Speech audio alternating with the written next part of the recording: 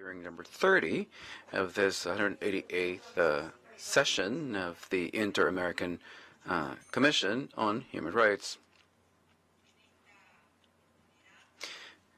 We will today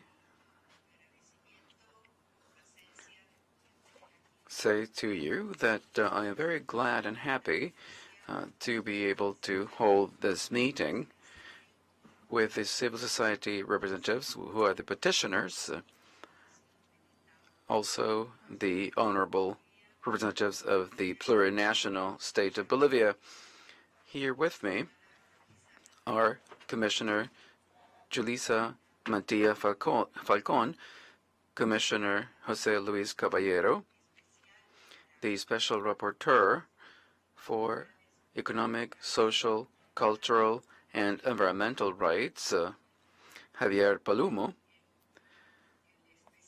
and George de Lima, who represents the Executive Secretariat.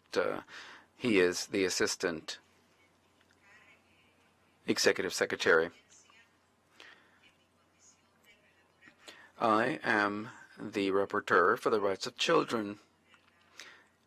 I am very happy to be presiding over this hearing.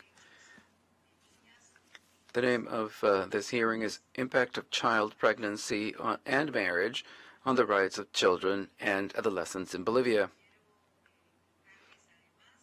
I also wanted to point to you that we are going to allocate the time as follows. Civil society representatives will have 20 minutes. The state will have 20 minutes. The commission will also have 20 minutes. And then we are going to hear final comments from civil society representatives and state representatives. What is the purpose of this hearing? Well, it is to first engage in a dialogue and also to submit all of the relevant information in connection with the regulatory framework that allows for child marriages, open unions that are forced or early in Bolivia. The request was put to the Commission to urge the state to end these regulations. Just one moment before we begin.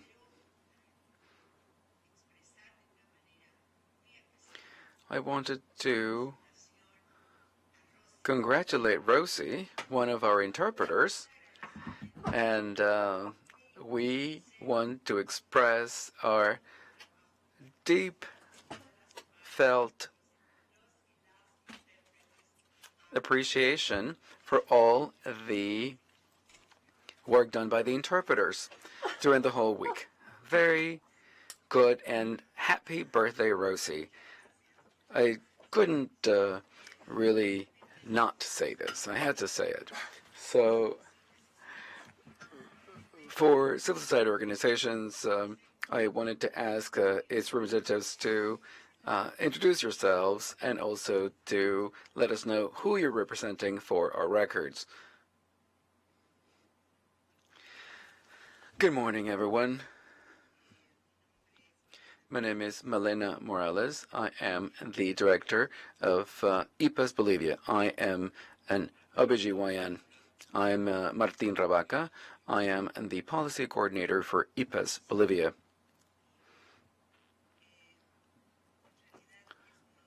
It is an honor for us, on behalf of IPAS Bolivia, to be here. Our warmest greetings to the commissioners and to the high-level officials who are here with us. It is a privilege for us to be here with them. We also wanted to thank the Commission in general terms for accepting our request for this hearing to talk about this issue, about the impact of child pregnancy and marriage on the rights of children and adolescents in Bolivia. IPAS Bolivia is here. I am representing it, and Mr. Martin Rabaca is the policy coordinator. This is a not-for-profit organization that has worked for the past 25 years in Bolivia, strengthening the capabilities of young people to protect their sexual and reproductive rights and their human rights. In Bolivia, marriages, early marriages, forced marriages, and open unions are legally permissible, and they're socially and culturally accepted. This breaches international standards on this deleterious practice. The Constitution of Bolivia has a provision that states that girls and adolescents have specific rights that are inherent to their development, to their ethnic identity, gender, and to the satisfaction of their aspirations and wishes. That is to say, to have a life without violence, discrimination, and without arbitrary influences. However, in November 2014, Law 603 was passed, which is the Family Code and the family proceedings, and that allows these forced open unions and marriages, and it allows for children as young as 16 to be engaging in open unions. This goes against international standards and international regulations. By an official letter of 2023, the National Director of the Registry of Persons responded to the request by IPAS in order to provide information about the records of these forced open marriages and unions. There were over 3,000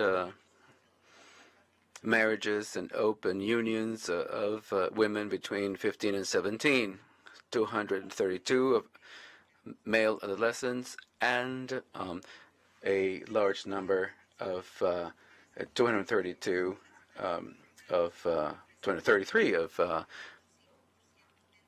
males. And women are the most affected. 5.7% of these situations affect males, and there is 4.8% of marriages that are between people of 15 to 17 years of age. We have 1.3 child marriages and open unions a day. The news indicate that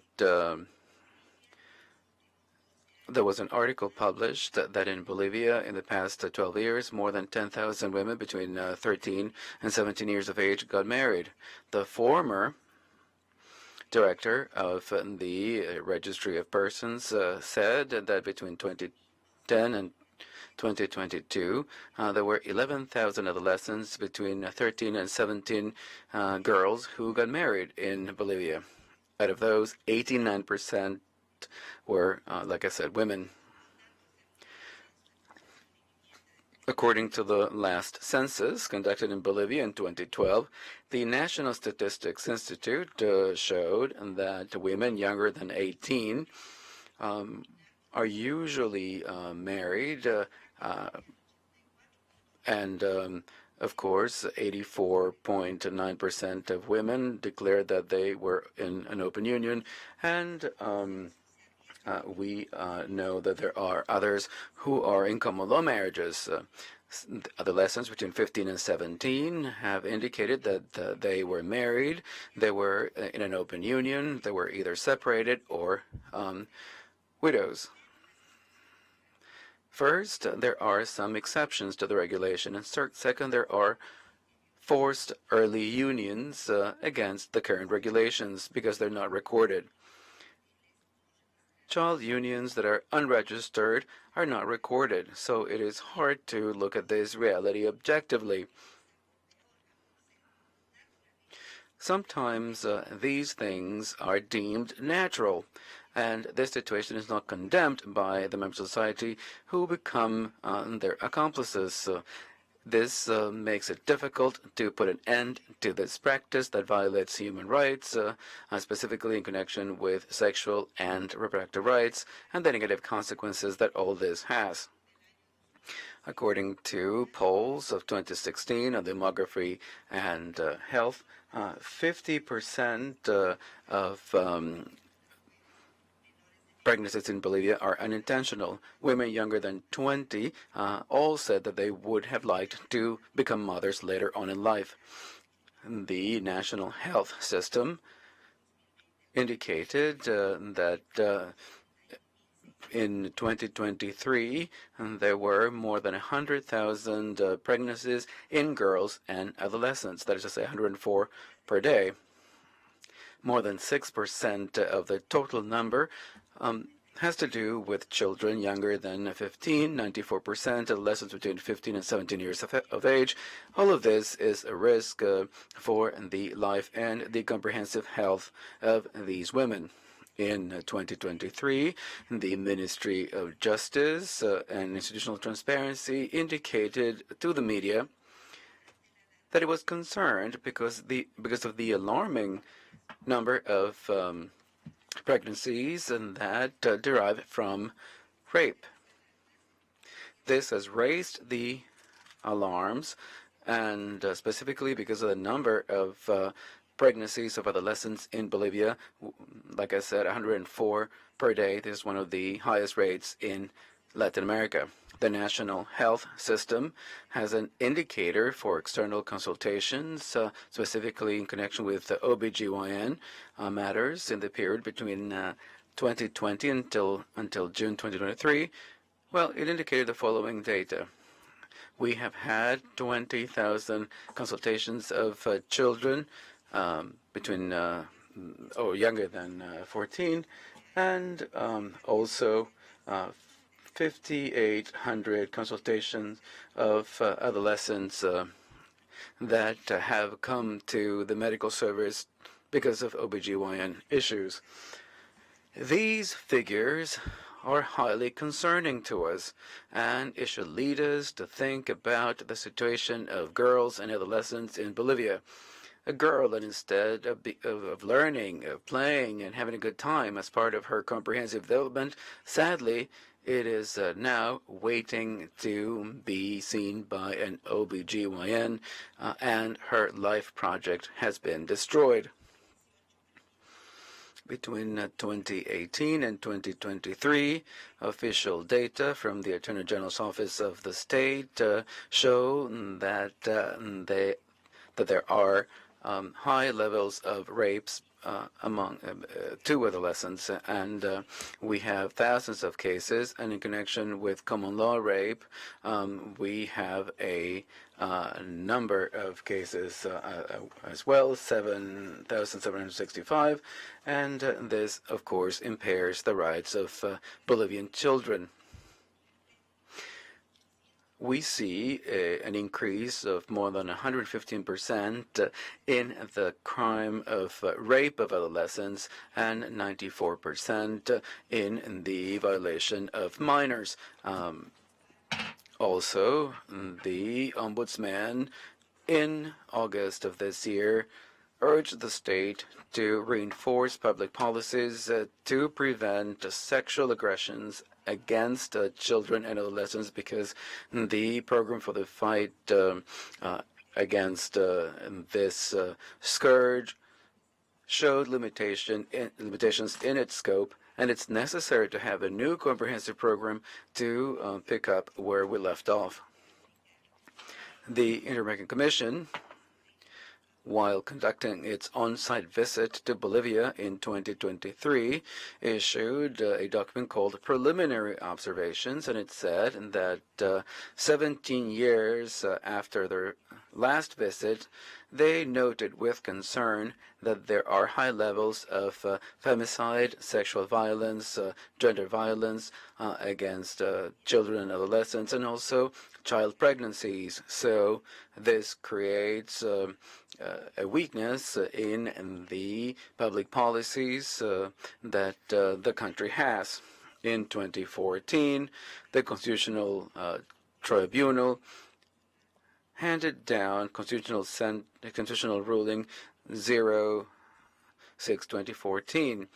It looked at the reasons for rape and rape of a minor, and when the life of the mother is in danger after rape.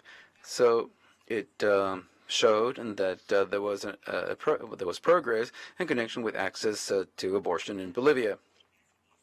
After 10 years of this decision, and the establishment of health services as mandated by the ruling by the Ministry of Health, we see obstacles that prevent women to get abortions, specifically when they are children or adolescents. Health personnel delays the service or denies the service, saying that the child needs the authorization of a parent or a guardian or the presence of the ombudsman for children or adolescents. They also say that there may be objectors of conscience, but this has to do with the fact that the officials don't know about the regulations. Also, there is a breach of the right to private life, privacy, etc. There was a case in Bolivia called the Child of Yapacani that really shocked the society of Bolivia in 2021. An 11-year-old girl became pregnant because of sexual violence, and the girl said a number of times that she did not want to become a mother and that she wanted to get an abortion. The abortion was suspended because religious groups influenced and gave money to the parents of the child for the child's pregnancy to continue.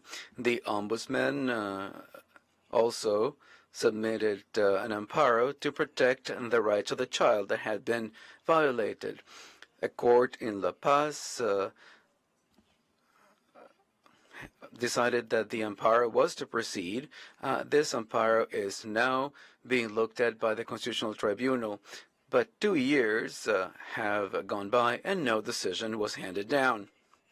In connection with the interruption of pregnancy, the Commission, in its on-site visit, publicly explained that in spite of the constitutional ruling that allows girls to get an abortion, there are some fact and legal obstacles that prevent them from getting an abortion.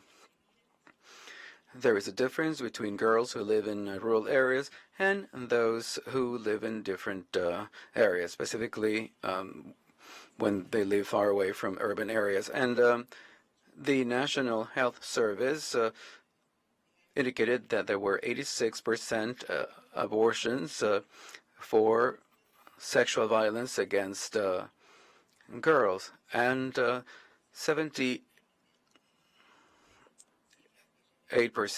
also.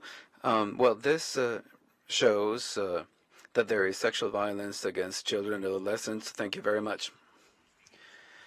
Commissioners, distinguished authorities, I'm going to talk about the regulatory framework in Bolivia. Paragraph 1 of Article 139 of the Family Code in Bolivia provides that the minimum age for marriage or for an open union is 18 years of age. Paragraphs 2 and 3 say that exceptionally, a marriage can take place or an open union can take place when the person is 16 if there is a written authorization of the parent or guardian of the minor.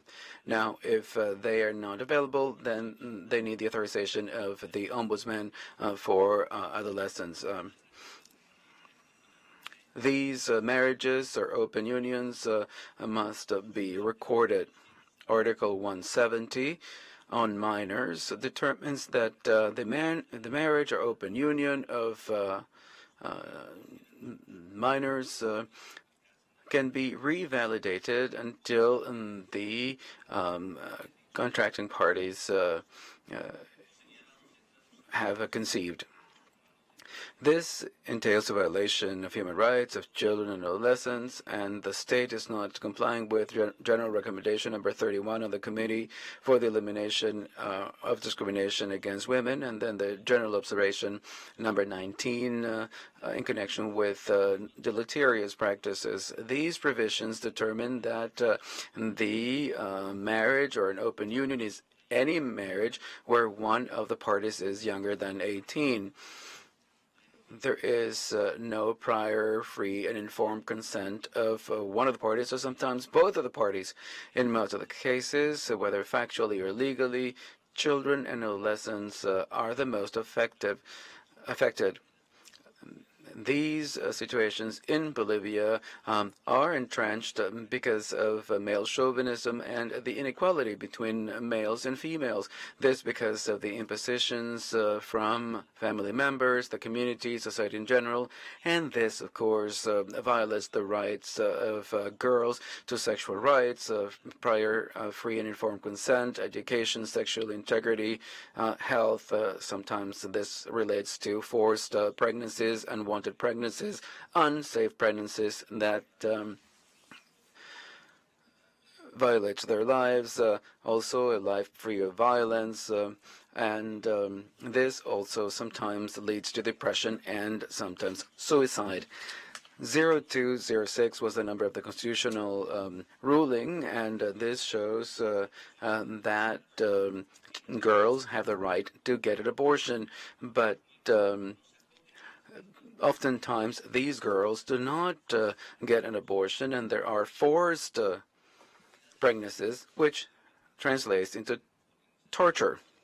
The United Nations has looked into this in the third cycle of the Universal review of the state of Bolivia in 2019. Italy recommended taking measures against these situations. This recommendation was accepted by Bolivia, but no action was taken to comply with this recommendation.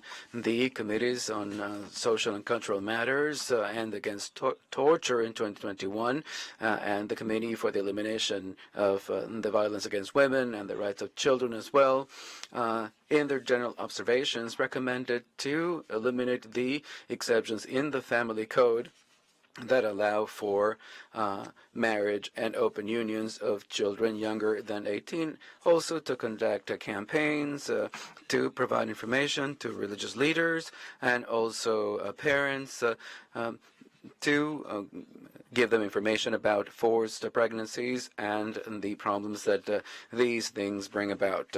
IPAS would like to urge Bolivia to prioritize the following actions for the psychological and biological well-being of our children.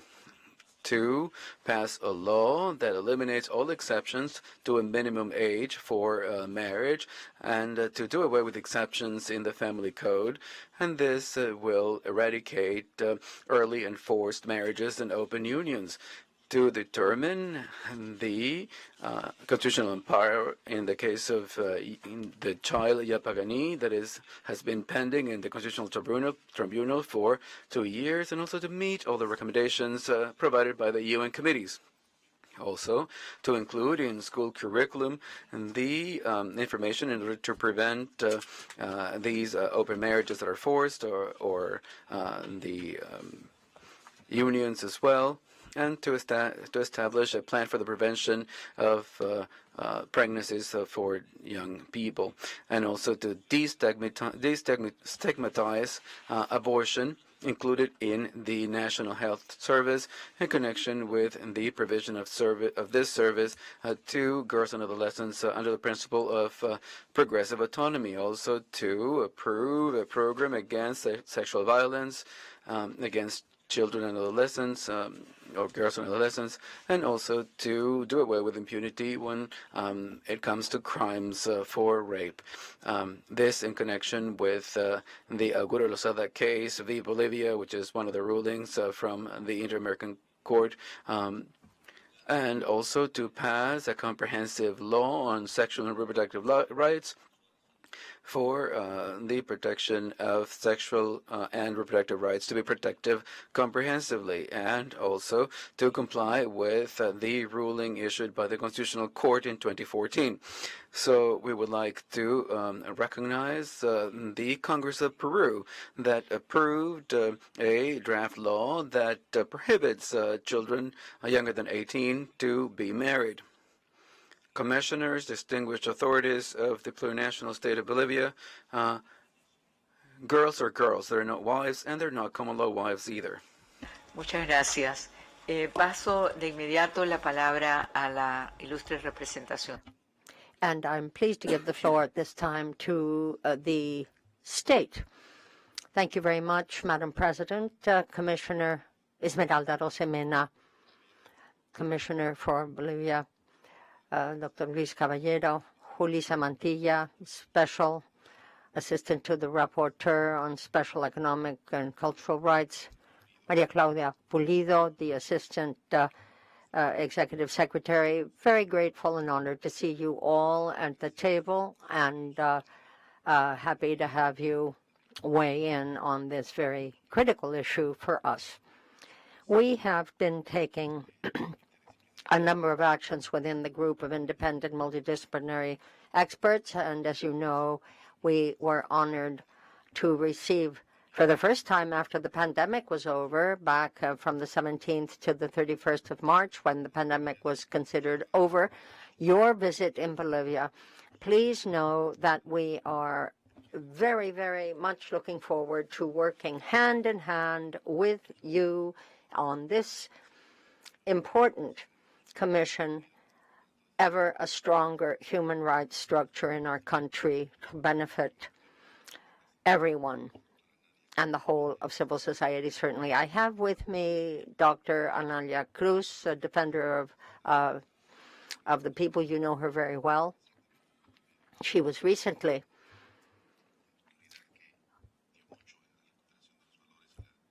the source of a very great deal of information and guidance and wisdom, I dare say, after the coup d'etat that we suffered on the 10th of November 4 years ago. There is also with us Elena Bustillos, who is an old hand, no disrespect intended, in our plurinational state of Bolivia on these matters. And without further ado, let me simply give the floor to Madam Vice Minister, yet again thanking her for her presence here at this hearing, Dr. Elena Morales and Dr. Mantilla, who has been working for so very long in the defense of human rights. Thank you. As I greet all of you here, the petitioners, the members of the Commission, and the members of the Executive Secretariat, I would beg you to consider a number of observations that we, as State of Bolivia, consider germane with regard to the issues at hand. We don't feel that the focus here has been sufficiently objective, and we would wish to have further elements considered as things have evolved in our country.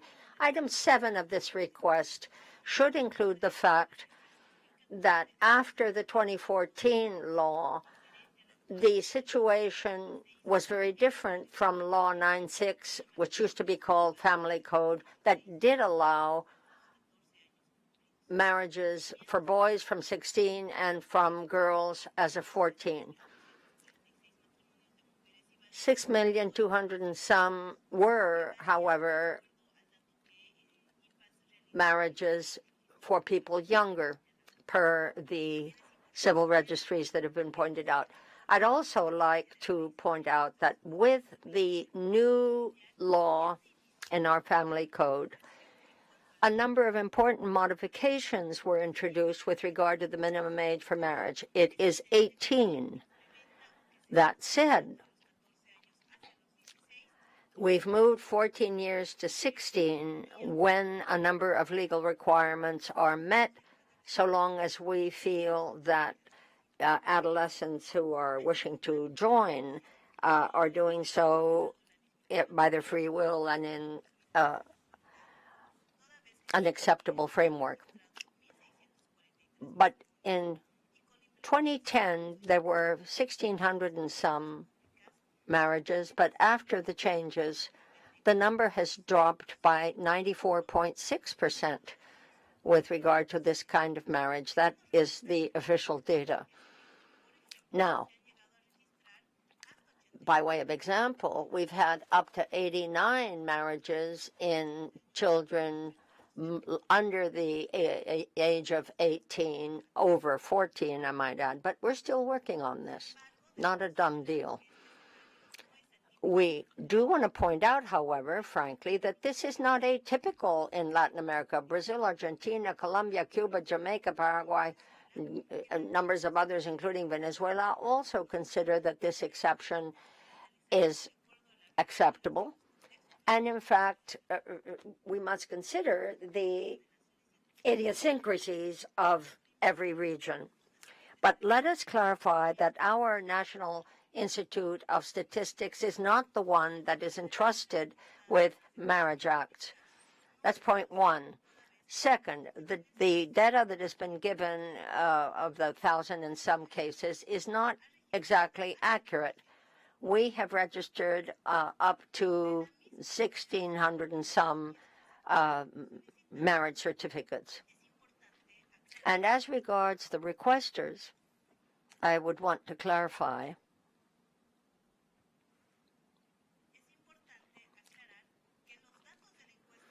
that the data that flow from the home surveys are in fact dependent on the 2012 census that do not consider extraordinary, not to say extraneous data.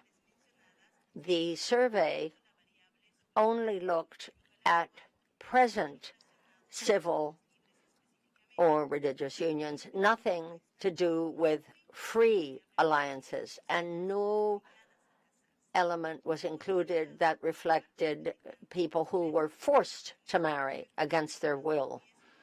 So in paragraphs 10, 11, and 12, you'll note there's 11,000 and some adolescents that are in a free union. In paragraph 12, the point is made that there is no such thing as a free union, and further down in paragraph 11, the point is made that these free unions, were they to be included, would probably bump up the numbers.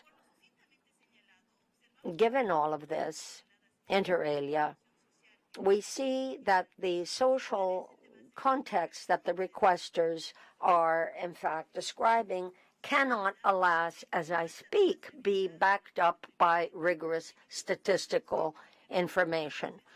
There is a set of references that, while interesting, does not indeed amount to credible statistics for the purposes of our own commission, your consideration and ours.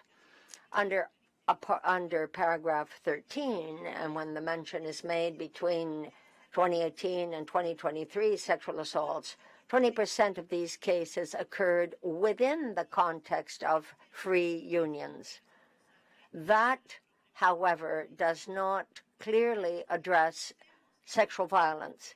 And we, as a state, do recognize that that is an important issue, and we're working on it.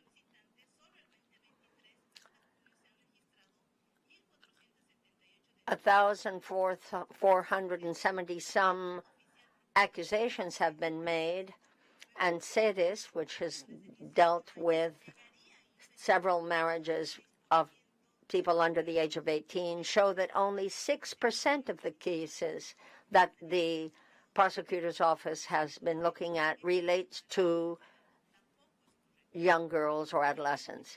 But I hate to tell you that information is not correct either, as far as we are concerned.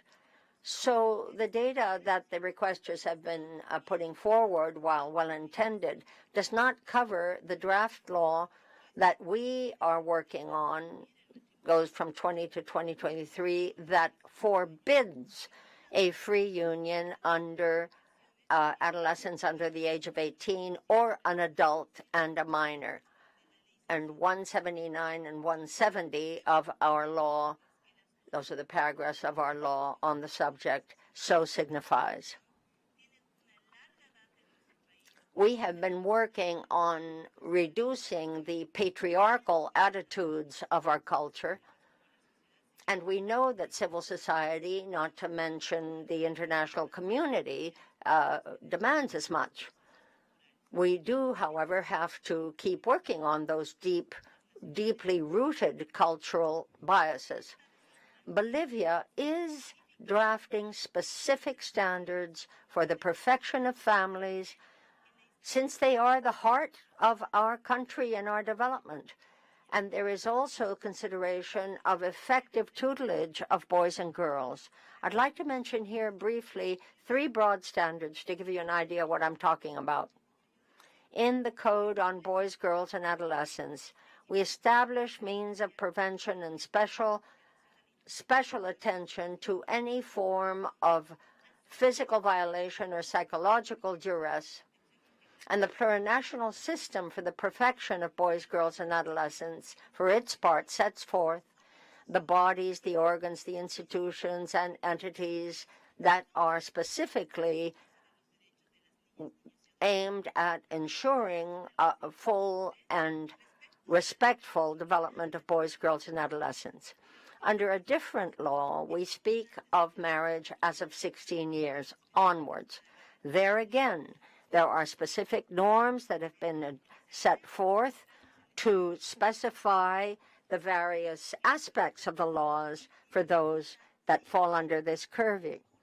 For instance, where there is duress and not free will of those involved.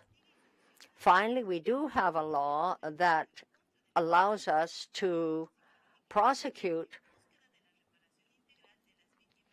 any violation of these persons.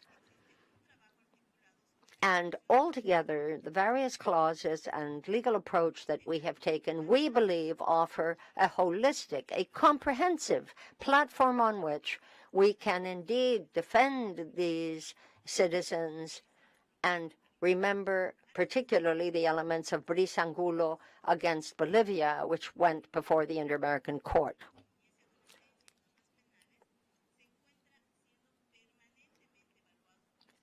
Let me say finally that the different entities of state are constantly reviewing the validity of these laws and codes as they affect these children, and as cases arise or circumstances prompt us to look again and see what we can improve. Bolivia has a number of sectoral and intersectoral projects to ensure that boys, girls, and adolescents are properly protected. Members of civil society can step in, as well as others, to provide a deeper analysis and the means by which we can fully abide by our international treaties, never mind our own laws. There is also before Congress at this point draft law 305 of 2022, a law on human rights here that changes the criminal aspect on human trafficking and rape, and where this also is germane, torture. Let me also add that there has been progress as to the rights of subjects who presumably have been threatened. With regard to the statement of school dropouts, which has been mentioned here, between 2017 and 2022, 3 million and some students of all levels of school age have been attended to. 3.42 to 1.38 in 2010, up to 2022, despite the coup that we suffered from in 2019. This was still addressed. There are laws that include a very special passage on social mobilization, prevention, and protection measures before issues of violence at schools. Now, 66% of these entities have a plan for peaceful coexistence, either already functioning or being drafted as I speak. We have also implemented a guide to better address the problem of violence in families. There are even texts for people to learn more about this, and a more holistic system of education on preventing pregnancy and spotting violence in the educational context. At the initial level, we had 93 different entities that address the right to peaceful relations at home between man and woman, stripping the positions of the patriarchy of its former clout, and different means by which we can assist individuals and families plan their future in a healthier context. We have also launched a multisectoral plan for 2021-2025 that is absolutely committed to eliminating any type of violence, certainly including the 2015 to 2020 project on specific violence against girls and adolescents. For 2023 to 2030, we're working on prevention, awareness, attention, care, and emotional and physical assistance for boys and girls who are victims of this type of harassment and sexual violence.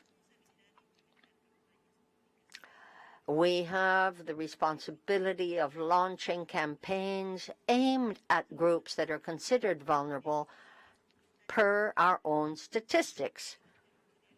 And this goes to the whole country in different communes, 50% of which are particularly focused on prevention. So we're well aware that launching campaigns only at the capital would not cut it, to put it bluntly. We know we need to reach out and get out into the countryside. But let us also state that we are well aware that state policies can make a difference. We have a public policy at the plurinational level that addresses infancy and how the different levels of government can make a difference in assisting our citizens in providing their newborns and toddlers with the right care.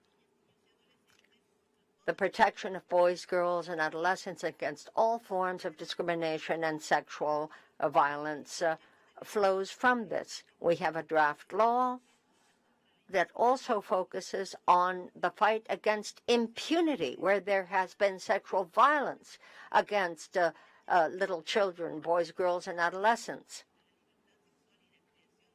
Anything goes against free sexual decisions. And this is going to be picked up again in the current Congress. Let me turn to health per se. Under its single, universal, and totally free system of health, we focus very much on the family and intercultural approach that we give to the matter. Between 2015 and 2022, we were able to reach out to 127,331 boys, girls, and adolescents. They've benefited from this program, and we are pleased to say so. There is also comprehensive care offered victims of sexual violence. People in our health teams are well trained in this regard. How do you help an emergency in the health system? Children, boys, girls, adolescents, young men, or even elder women, or people with handicaps and other minorities, anybody who has suffered from this. How do you deal with them? How do you help them best? As to adolescents per se, let me state that Bolivia has developed an economic and social plan 2021-2025 aimed at reducing the number of teen pregnancies. We've done well. We've dropped it to 64%, according to the World Bank, from where we started. Now, we also have a 2021-2025 comprehensive plan that sets forth 8 indicators that address how this matter can be improved. That's still being worked on, by the way. IDA, boys, girls, and adolescents, are also targeted by health campaigns and assistance that is tailored to the needs of these people with a focus on sexual and reproductive health. This year, we have 179 different establishments that offer help, and another 250 are being put up. But let me also quickly mention the plurinational plan on the prevention of pregnancies, 2020 to 2025, and the 2021-2025 plan focusing on adolescents, focused on nutrition, healthy eating, sexual and reproductive rights, inter alia. This is a broad-reaching campaign, but I think you'll want to know that 6 different provincial platforms have been launched that bring together the 3 levels of government and representatives of civil society, particularly focused on adolescents and young people who are in mind. We have dropped the number of unwanted pregnancies among adolescents between 10 and 19. Starting in 2015, we see an uninterrupted drop. You can see it for yourself right here. Started at 82,416, and we are presently at 32,470. That, if you don't want to do the math, is the equivalent of a drop of 60.63%. We're very proud of this, and we're pleased to inform the Commission that at the level of the executive, a public policy has been launched with an emphasis on prevention. But as I say, there is a particular focus on that age group. The constitutional decision that was taken, and the number is 0206/2014, recognizing the right to abortion. We understand that abortion doesn't only flow from rape. There are other reasons that lead us to believe that when we deal with unwanted pregnancies or rape, it isn't just that. There can be congenital disease, there can be risk to the health of the mother, and an array of other, we believe, legitimate reasons why abortion should be available. Let me also add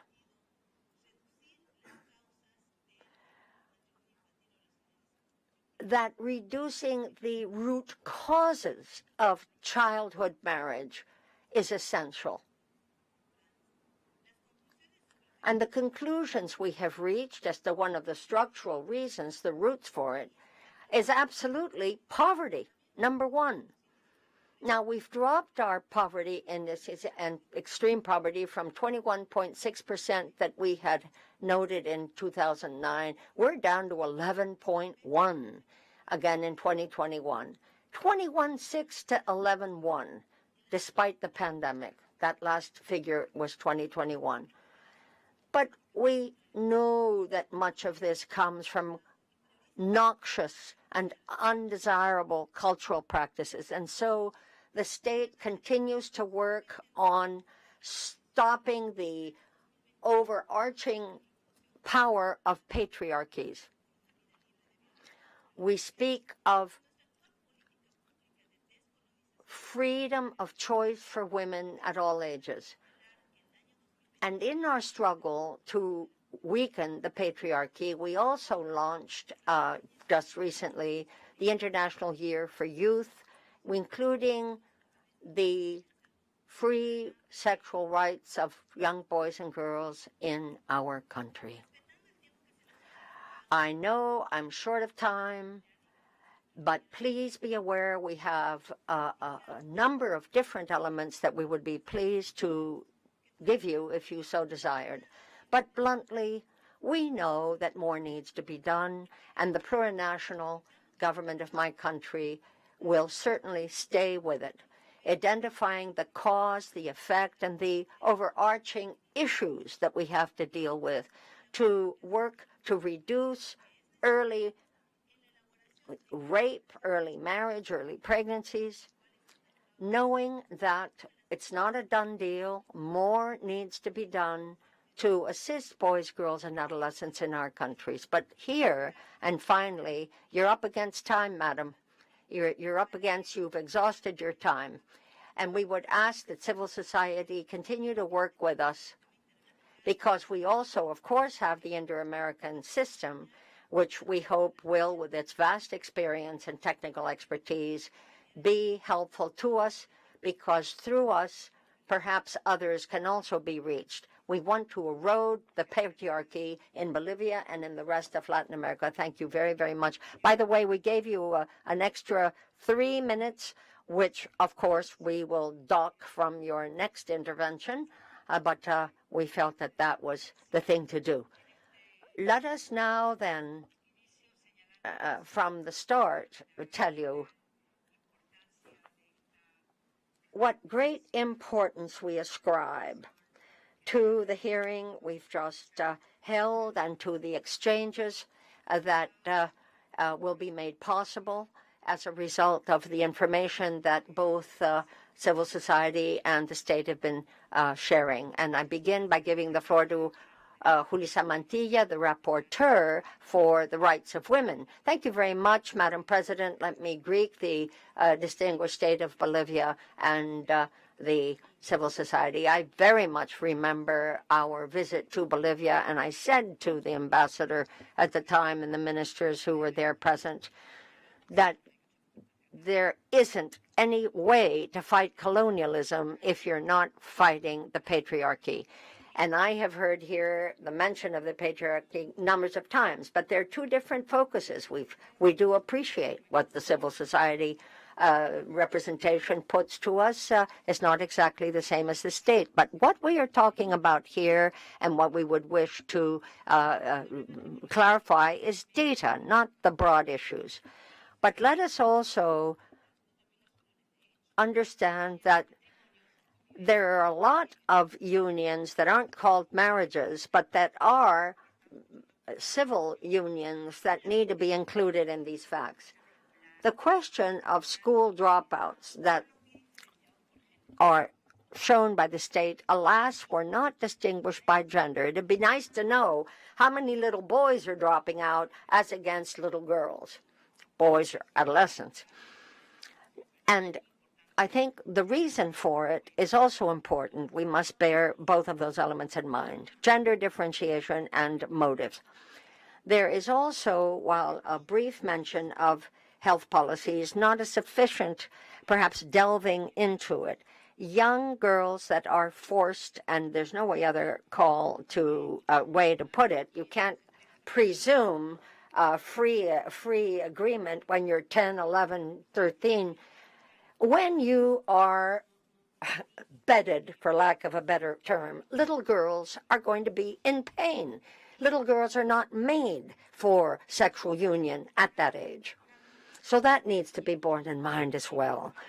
That said, and having heard all of your draft laws and plans, I understand that if the pregnancy is a result of rape, or if the girl is an adolescent, sentence 06 of 2014 put us in the right legal framework. However, I ask, the cases that we have learned of, and there are innumerable numbers of these, where little girls are forced to go through with the pregnancy, how does the state take that on within the context of its obligation to help? The reasons why a little girl is denied abortion are reasons that go against the penal code that you've just described. Now, my question to you is, what are you doing about it? Who's out there trying to make a difference or to correct it? What about the police? I mean, your code allows this, but how is it possible that where abortion is not turned to and the pregnancies are still forced on the girls, that they're not helped. The other point that I want to say is that the gender importance here and age element is clear. Article 2 of the Inter-American Convention on Human Rights states in pertinent part that the states parties commit to adopting the legislative or any other nature of means by which the rights and freedoms of the individual are upheld. Well, if you haven't done it, what are you going to do to ensure that is true? Above and beyond childhood, marriage, and all these other elements. But finally, here's another thing that we tend to forget.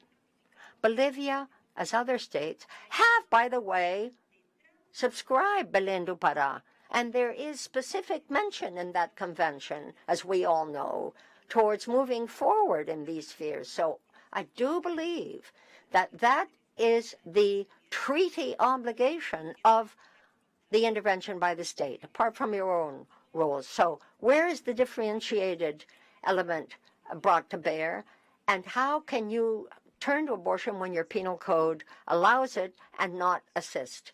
Thank you very much. Jose Luis. A greeting to our distinguished President, Commissioner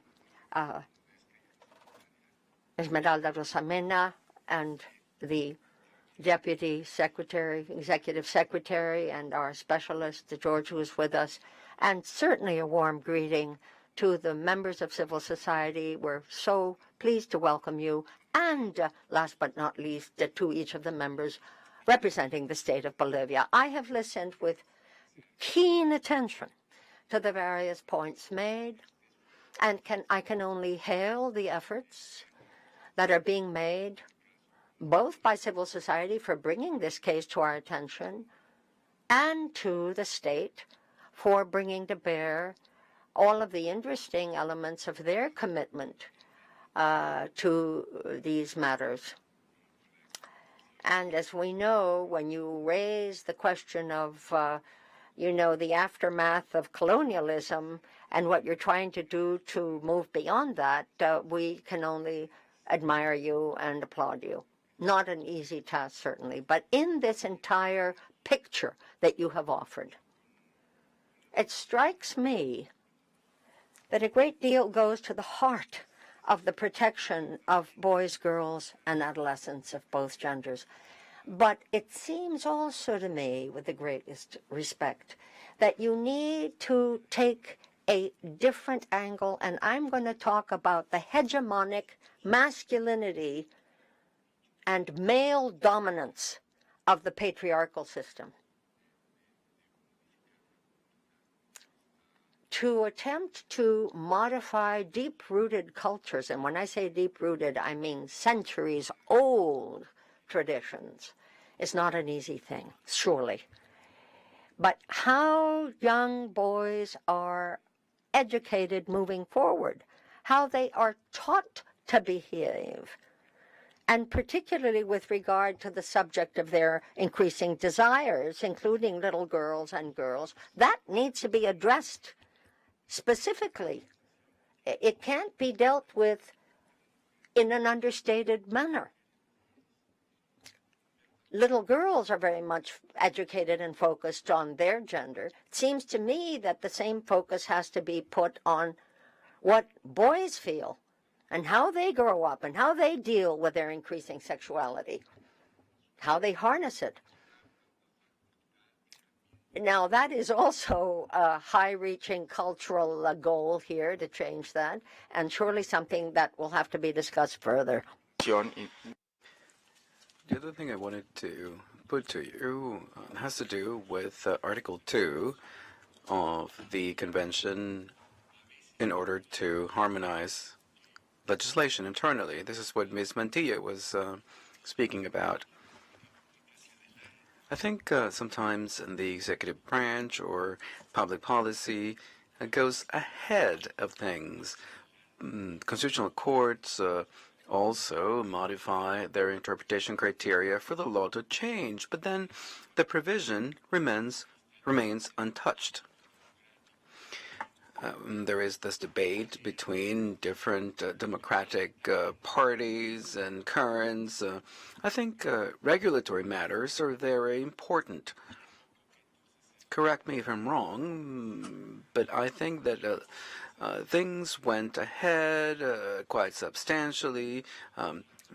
There are norms in connection with the interruption of pregnancies, but then the legal provisions were not modified. And I know what you said about poverty and marriage. There are some states that have discussed this substantially. And also, for example, this makes me think about surrogate pregnancies. I think regulations should be clearer, much clearer, much more transparent.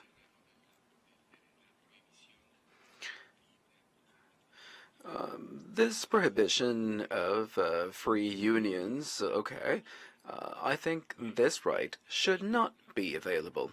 As Ms. Mantilla said, well, the bride and groom don't have free prior informed consent because they are not old enough to be able to have that. And girls are subordinated to men. I think legislative harmony needs to happen to try to do away with forced and early marriages and free unions. Thank you, Madam President. Thank you. The Special Rapporteur, would you like to say something? Very briefly, Madam President, thank you very much, Commissioner Caballero, Commissioner Mantilla, Assistant Executive Secretary, and George Lima, who is also a member of the Executive Secretariat of the Human Rights Commission. I'm going to be very brief because we don't have a lot of time. I have two brief comments in connection with the regulatory issues that Mr. Caballero touched on. I wanted to know if you could let us know about timelines and the different processes that are taking place. How are these issues going to be addressed from the viewpoint of legislative reforms? What are the times that would be needed for these provisions to change?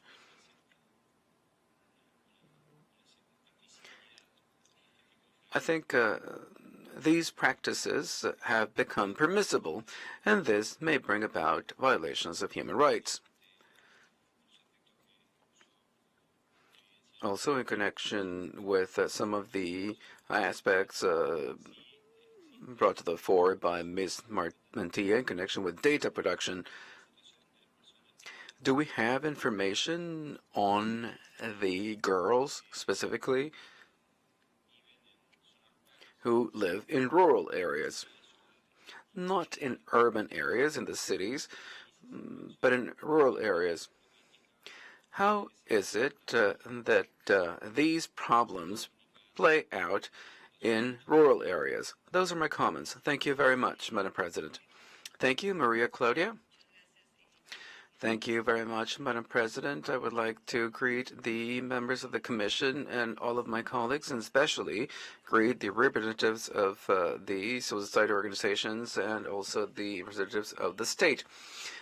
Two technical points. The Commission prepared a report on violence and discrimination against women, girls, and adolescents that was published in 2019. This is a comprehensive report, a comprehensive study, and the issue of child marriages or civil unions between children are recognized there as forced marriages. There is no maturity on the part of one of the parties or both parties. Naya was saying, she worked for the Ministry of Justice, she was talking about 16 years of age, and this applies to both girls and boys. And of course, under the Convention on Children, a minor is anyone under 18 years of age.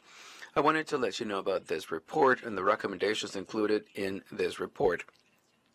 Second, there was a request for technical cooperation. Of course, we are open to provide that. We have a strategic plan, 2023 to 2027, and we provide in it working together with the state and with society organizations in order to move forward with the implementation of inter-American standards and also with the provision of assistance by the Commission. This to perhaps get to a change in the law that may be something that Bolivia may lead in the region. During the on-site visit, we received a lot of information about this issue of child marriages, but specifically unwanted marriages of girls and adolescents. The Commission is now working on a report, and it hopes to have it adopted before 31 December, when the members of the Commission change. I think this information is relevant. Thank you, Madam President. Thank you all. In my capacity as the rapporteur of the rights of children, I would like to say that this is not a matter that only affects Bolivia. The Commission, since 2019, in that report that was mentioned a moment ago, the Commission has identified more than 14 countries in the region that are allowing for this to happen.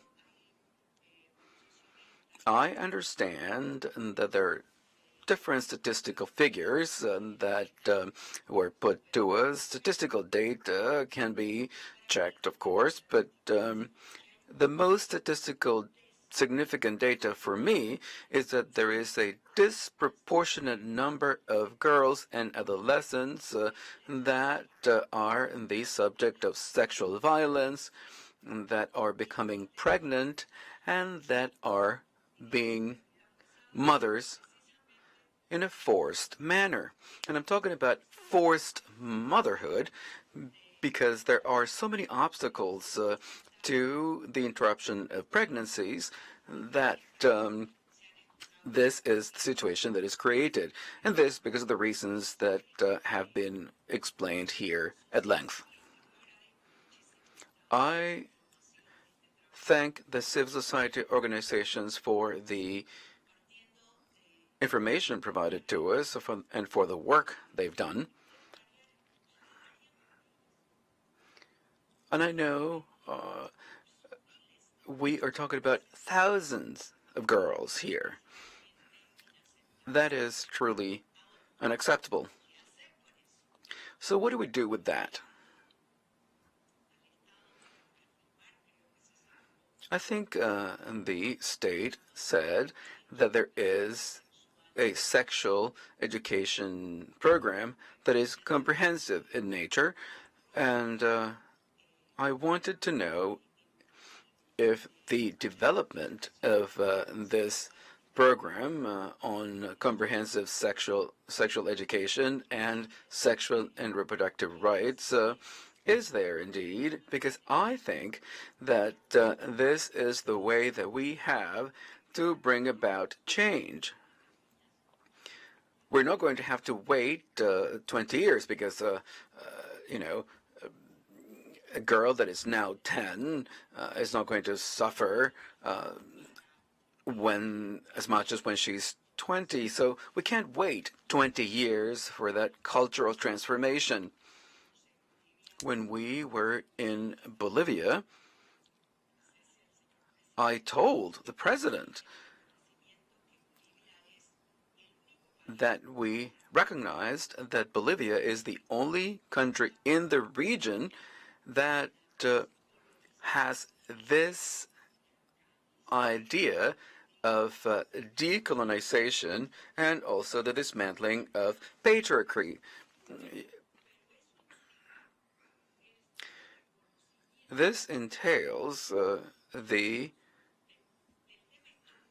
recognition by the country of all the structural issues that underpin this acceptance. If Margaret Macaulay were here, the commissioner, she would say, please do not talk about child marriage, because that is not a real marriage. That is child abuse, and that is violence, that is kidnapping. One can never speak of marriage in those circumstances. Marriage is in the legal union between a man and a woman, and I do not talk of child marriage specifically because of that. That concept has to change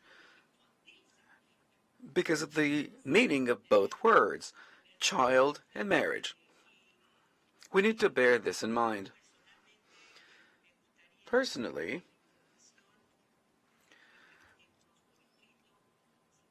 I wanted you to provide to us information in writing. It is important to get all of the data and to handle the data as formally as possible so that we can make comments with a certain data support. Statistical information is important because of that. And to end, I'd like to say, and I think a mention was made here by the doctor, that we need to recognize progressive autonomy. This is a legal principle that is enshrined in the Convention of the Right of the Child, and specifically it specifically applies to the right of girls.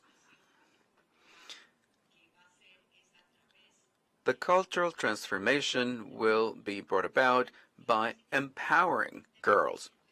When girls and boys are receiving this comprehensive education, then when they mature, when they develop, they're going to be able to have this progressive autonomy. Human sexuality must be known, must be understood, and this can help this cultural transformation. In particular, this is going to allow boys and girls to be protected when we see that they are the subject of those forms of sexual violence that regretfully happen in places very close to them. And this takes place in schools as well. The court has issued a statement as to how important it is for states to have this commitment to comprehensively protect children through education. Thank you for all the documents provided to us, for the information provided to us. Girls cannot be widowers. They cannot be common law wives. They cannot be lovers. They're just girls. Thank you for that. I'm going to now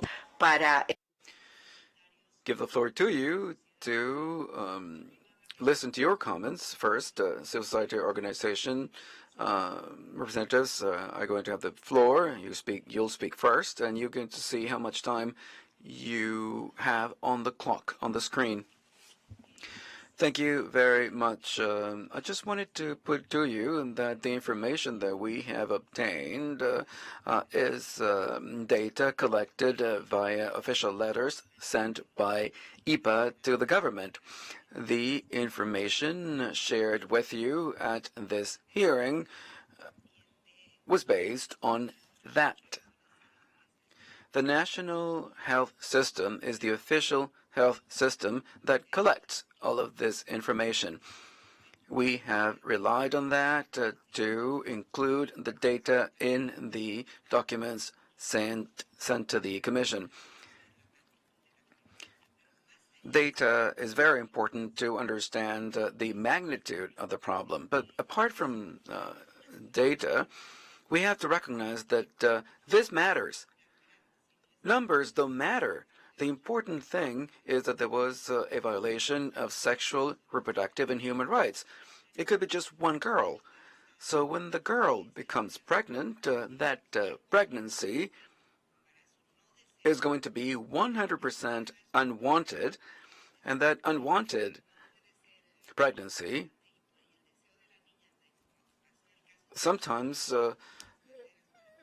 well, the pregnancy, the girl wants to end it. So I think that what happens is that in many cases, abortion becomes unsafe.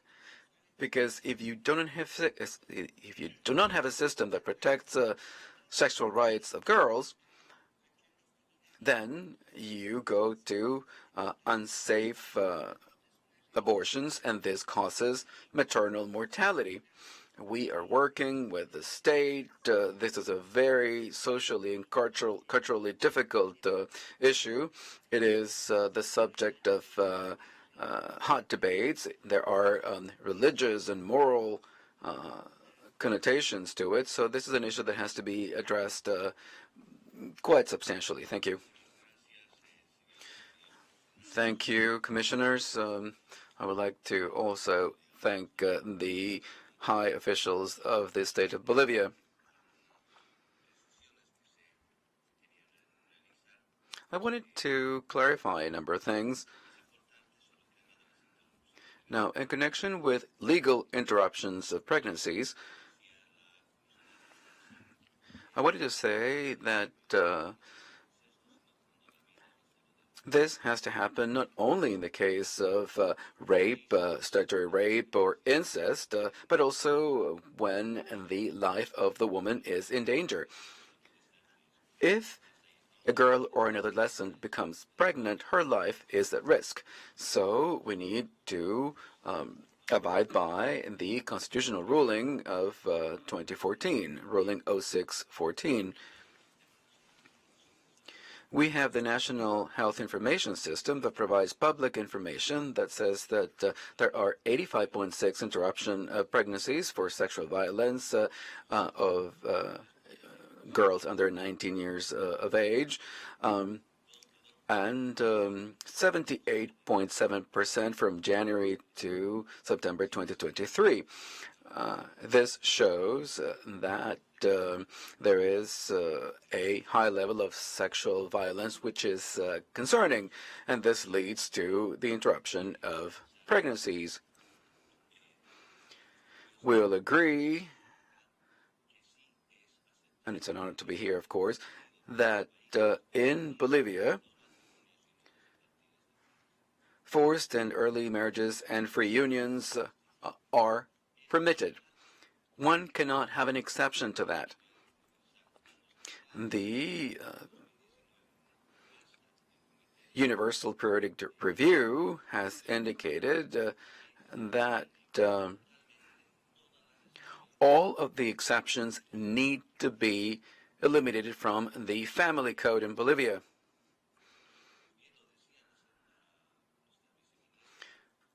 The Vice Minister, Nadia Cruz, said this very correctly. There is a draft law that is now being debated at the Legislative Assembly, but it has been discussed for about a year. These recommendations need to be implemented immediately. Nos lleva a la reflexión. I also think that the Assistant Executive Secretary, Ms. Pulido, pointed also in a very correct manner that there was a report on violence and of course, when you came to Bolivia during your on-site visit, we provided all of the information. The issue of statutory rape, statutory rape is one of the crimes that is the most reported in Bolivia, and this is alarming to us.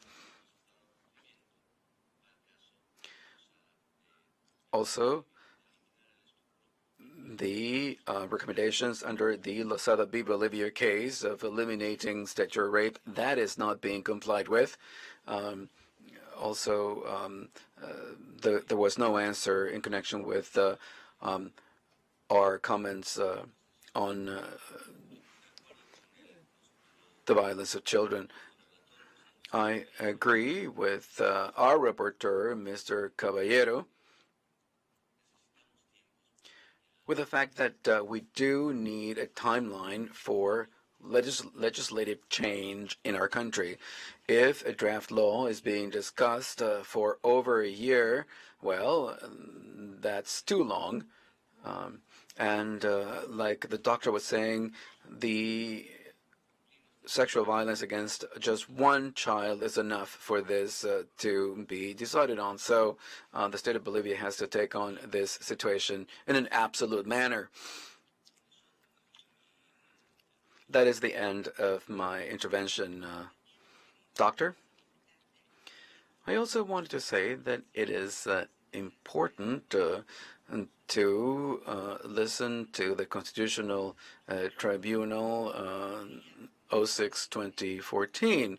And there is an urge there for a reproductive law that eliminates sexual violence. We want to improve the indices of maternal death and all of the aspects that have to do with the project of life of women. The court issued its opinion in 2014, but no answer has been provided to the recommendations included in the ruling by the Constitutional Tribunal. Commissioner Mantilla, I just wanted to say that if I understand what you said, just because it is a girl or an adolescent, you're not able to stop the pregnancy. You can only stop the pregnancy when the life of the girl is in danger. The life of the woman is in danger. If a person is pregnant up to 18, then it can. Well, but I was looking at 157 too, but I'm going to look into that. Okay, thank you. Very well. I will now give the floor to the state. Thank you very much, commissioners, Assistant Executive Secretary, petitioners. A few clarifications. The hearing on early marriages and free unions, well, that is the theme of this hearing. I think the important thing is the reading of the data and the information that is looked at from a subjective viewpoint. This does not mean that the government is unaware of the problems that exist. We made reference to the statistical data on child marriages. Of course, we can only have information on the ones that have been recorded. And also we have to look at what happened since 2014. There was a reduction of 94%, and I think that is important for us because that pushes us to continue with legal reforms.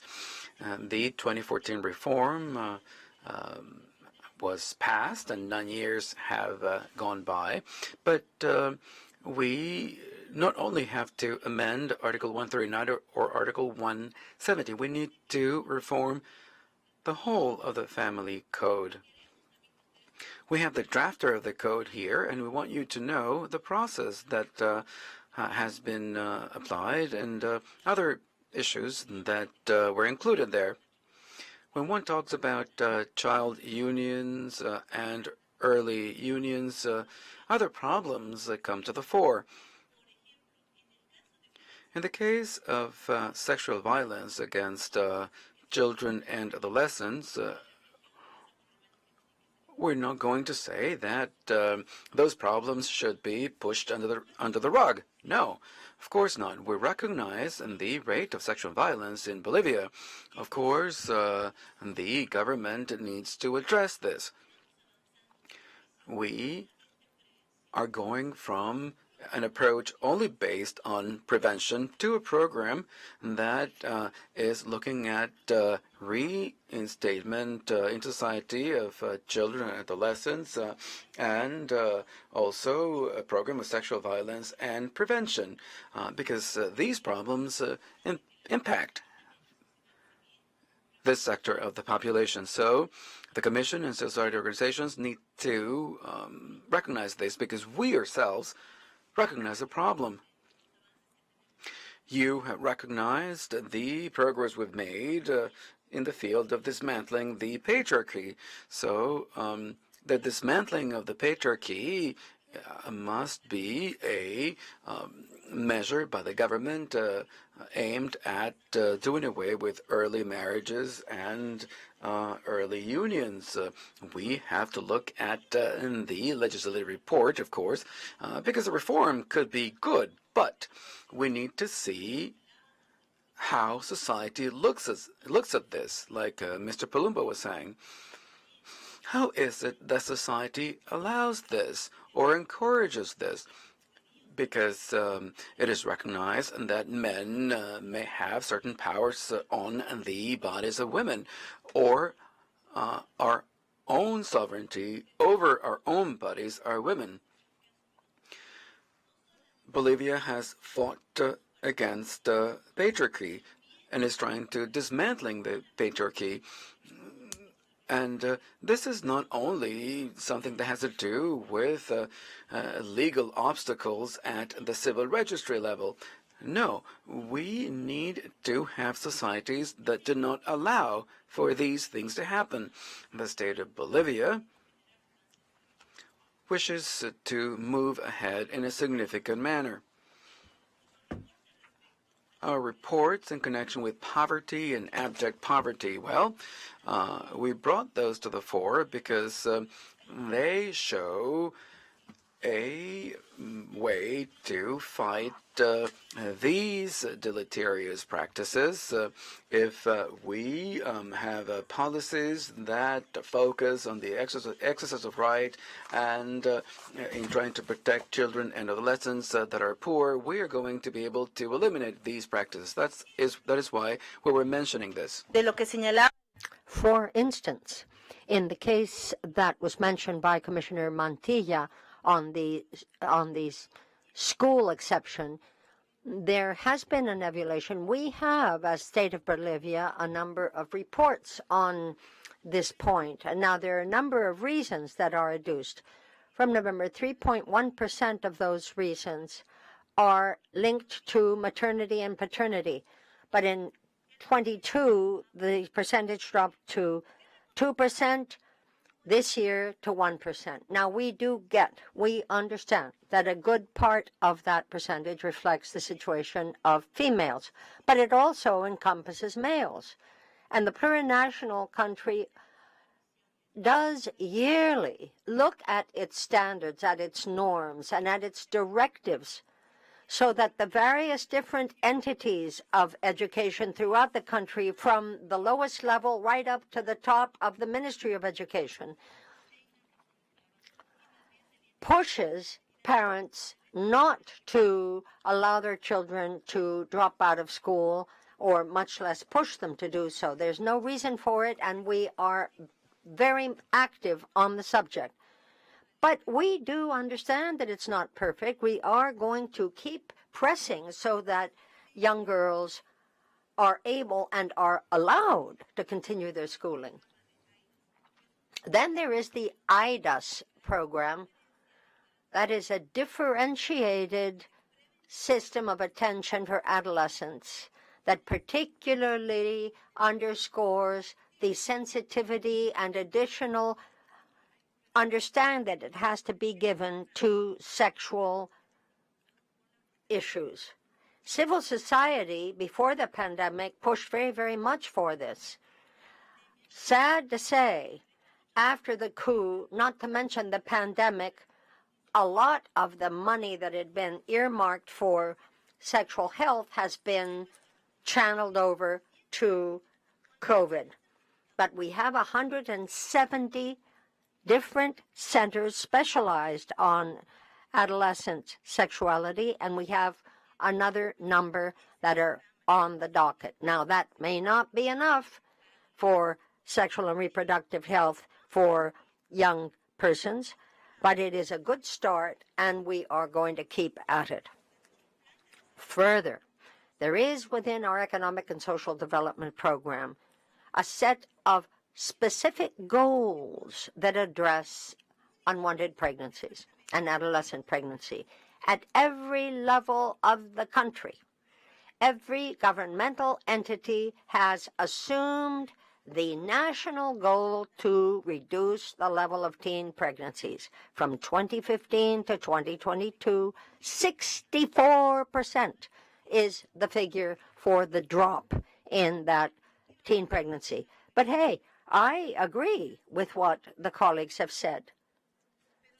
I do get it. There's more to be done. But what the government is assuming as its responsibility and the policies that are being drafted speak to that negative backlog of attention and tradition so that we can focus on what we can do in common. I just want to ask, if you possibly could, that the person that is handling the slides here can and the specialist on estimates, the drafter of the law would like to speak. We have addressed this matter very, very deeply, and we are predicating our statement at the core of the issue as we see it. If we talked about exceptions that would kick in below 18, that might have been one way to go, but we felt that it would somehow subvert the situation, and how Bolivia might, by contrast, take more progressive attitudes in future would have been hampered. And the fact that we would not have included it wasn't going to change reality, and so we believe that on the basis of our own reality, Bolivia is doing the right thing. We are taking a progressive step-by-step approach to these issues. And we believe we're in a better position to be able to implement these issues. Thank you. We must now wrap up the present hearing, and I do so by certainly addressing my heartfelt gratitude to the petitioners, certainly, not only for bringing these matters to the attention of the Commission as a whole, but also given the wealth of information that you have shared with us. And it certainly speaks a very great deal about the attention you have spent in your spade work and considering what all of that means and how critical it is to raise the awareness of society as a whole to these issues. Because, yes, we get it. There are facts and figures out there. There is a reality out there. But that reality very much reflects what has been the norm forever, virtually. And it isn't enough to say, oh, well, gee, that's a pity, but that's how it is for girls and women. No, as rights holders, we know we have an obligation to promote and protect those rights, boys, girls, and adolescents. We must do what we can to ensure that the life of those young girls is protected, because we all know sitting here that when you're forced to give birth, when you yourself are a child at the age of 11, you've lost your childhood. And that's just the way it is. And so this is a commitment that we undertake, that society undertakes, that you as a country must undertake, and we call out to the plurinational state of Bolivia in deep appreciation for everything that you are doing to track all of these elements, each of which are essential to this normative approach. Because the fact is, that is the groundwork on which we must proceed. If you can have an array of laws, but they will be dead letter and never better put. If society doesn't get it, if society doesn't benefit from it, and if we don't claim those rights and make them ours. And so yet again, thanks to each of you for being so generous in the facts you're sharing. Let us not forget either the very critical aspect that comes under the rubric of technical assistance, and that I leave squarely in the camp of the executive secretariat of this commission. Let me just say to Bolivia, for which I have from 2019 on a very, very deep attention. I was there at the presidency in Sucre. I am wrapping up my presence at the commission. So this will be likely the last time I am sitting in this room with you, but I know that together we will march on and defend human rights. Thanks very much.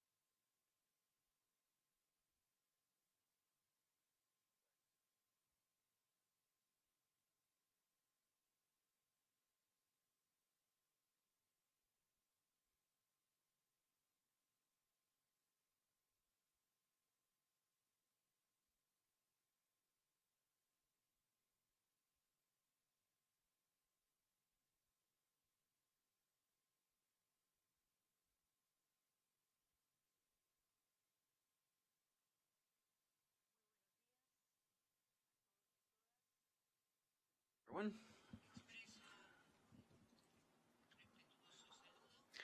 I respectfully greet the delegation from the Honorable State of Peru and to the honorable representatives of the alleged victims. We're going to begin our public hearing of case 13,717, the Accomarca Massacre v. Peru.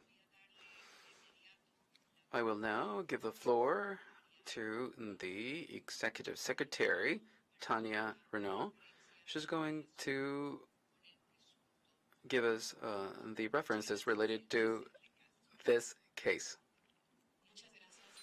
Thank you very much, Madam Vice President. Good morning. Good morning to the honorable representatives of the state. Good morning, Ms. Gloria Cana, representing the petitioners. It is always a pleasure to see you. This case has to do with the alleged responsibility of the state in the alleged extrajudicial killing of 71 individuals by the members of the Peruvian Army on 14 August 1985 in the district of Accomarca in the department of Ayacucho, and the actions that were taken later on to prevent the bodies from being identified and the non-penalty of those responsible. On 5 February 2019, the Commission notified to the parties its admissibility report 16918. The purpose of this hearing is to hear the statement by Mr. Celestino Valdeon Chuchon, alleged victim, as well as to go deeper into the merits allegations by the parties and to receive information on the current status of the case. Thank you, Madam Vice President. Thank you, Madam Secretary. First, the Commission will hear the statement by the alleged victim, Celestino Valdeon Chuchon. The testimony has been offered by the petitioner, the alleged victim, who is going to be connected remotely. Will speak about the actions to try and achieve truth and justice, as well as the search and the location of the remains of the alleged victims who disappeared, their identification, and a comprehensive reparation. Petitioner will have 10 minutes for their examination, and then the state may examine the alleged victim for 10 minutes, and no more than 10 minutes. The Commission will then ask the questions that it deems fit. I would like to tell the witness to please state his full name, his place of birth, and the place where he currently resides. You can answer, sir.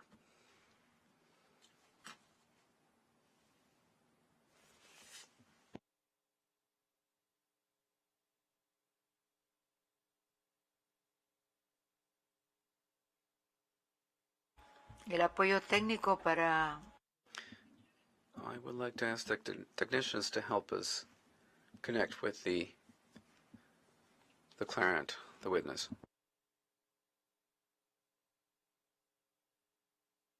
Señor Valdeón, ¿puede por favor encender su cámara y su micrófono? Mr. Baldeon, we cannot hear you. You need to turn your camera and your mic on.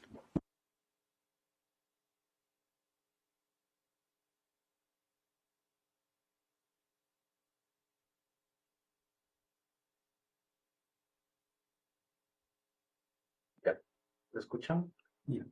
Sí.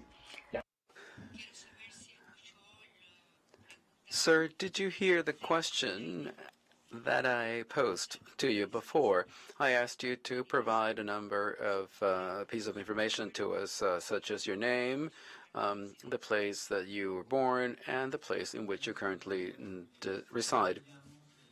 My name is Celestino Valdeon Chuchon. Good morning, everyone. I was born in the district of Accomarca in the Vilcasomán province in the department of Ayacucho. I have resided in Lima, and I am residing in Lima in the Asociación de Vivienda Lot 6. Thank you very much. I will now give the floor to the petitioner. The petitioner is going to conduct the examination of the witness for 10 minutes. Thank you very much, Madam President. Mr. Celestino Valdeon, good morning. What happened in Accomarca on 14 August 1985? Could you please briefly tell us about that? Yes, Madam. The patrols came into Accomarca and Pampa. There were men, women, and children that were assembled there. There was a line of women and a line of men, and they started to rape the women and torture the men. Then they went to the house of Mr. Gamboa, where he was killed and burnt. Sir, after 14 August 1985, do you know if there were other military incursions to the town in those days? Yes, in Accomarca, the military was there, and the patrols killed Miss Frigida. She was Frigida Perez Chavez. She was an older lady, and her son. And Martin Baldeon Ayala also disappeared, and his wife, Miss Palacios, also disappeared. The family members of the authority from Accomarca, were they able to provide a complaint after the facts? Yes. When we saw that there were killings, we went to the prosecutor's office, we went to Congress, we went to the Senate, to the House of Representatives, and others. Was any investigation carried out? Yes, an investigation was carried out by the prosecutor's office. The prosecutor went to Pampa, and also an investigation was conducted in connection with the victims. What did you say? I didn't hear. What did they take? Well, there were some common graves, and the victims were taken from there. What happened to those victims? Where were they taken? We do not know. We do not know where the victims are. We know nothing about that. At the time, were you given any answer as to who was responsible for the massacre? Telmo Hurtado was the person responsible. He was crazy. He killed everyone, but he was still a member of the army. My mother was also killed, Tomasa Castillo. He was tried by the ordinary courts? No, the military courts. The military courts, did they start any kind of action against Hurtado?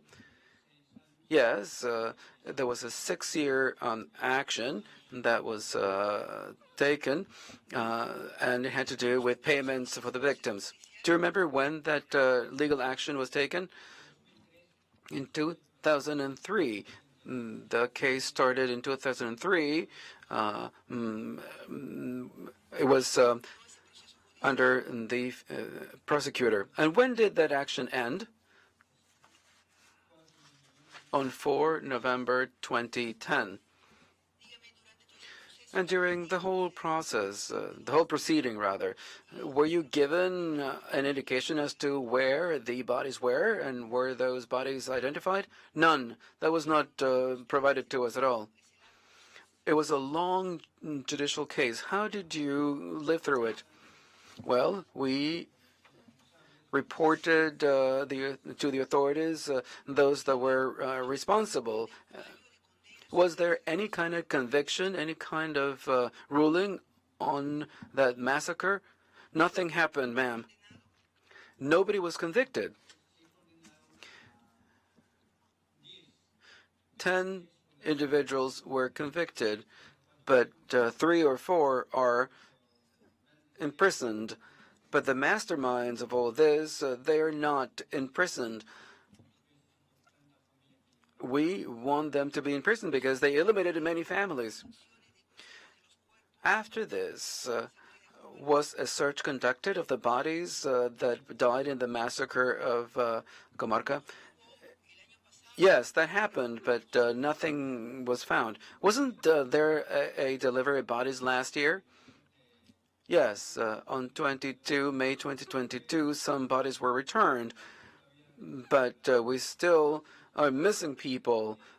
Some people need to be identified via their DNA. Do you remember how many were identified? 50 were identified, but 18 are missing. They're unidentified. Okay, so what's going to be done for those 18 individuals to be identified? Well, they said that the bodies were deteriorated, so they couldn't be identified. And also, they told us they didn't have enough money. So the prosecutor's office or the Directorate for Searches, have they told you what happened to the bodies that were taken from Accomarca? Yes, but nothing happened. No results so far. The members of the families, the members of the association, how are you feeling in connection with this search for justice? We feel outraged. We feel defrauded. They spoke about things, but they never did anything. They didn't really investigate any of the disappearances or any of the deaths that took place. The prosecutor and Mr. Oliveira, they found a number of elderly persons that were there at the cemetery, but we don't know what happened with all these loved ones. What are you expecting from the Inter-American Human Rights Commission? I would like the Commission to thank for everything they've done, but I want the Commission to investigate as well. I'm being called because I know that there are some missing DNA tests that need to be conducted, and many years have gone by, and we have a number of military people who are guilty and who are at large. So that's the situation. Have you received any kind of redress for the damaged cost? No redress whatsoever, ma'am. That's the end of my examination. Thank you. Thank you very much. I would like to now give the floor to the state for the state representatives to conduct its examination. You have 10 minutes. Thank you very much, Madam President. Greetings to the Commission, and good morning, Mr. Celestino. Can you hear me? Yes, I can hear you. I would like to ask you a few questions in connection with your involvement as the witness in this hearing. How old were you, sir, when the events took place? I was 33. Were you an eyewitness here to these events? No. I am a witness seeking justice and looking for truth. I lost my mother in those events. So when this happened on 14 August 1985, you were not there, right? No, because I was here in Lima working for a company in Lima. How did you find out about these events? How is it that you can, give an account of the regrettable events that took place? Well,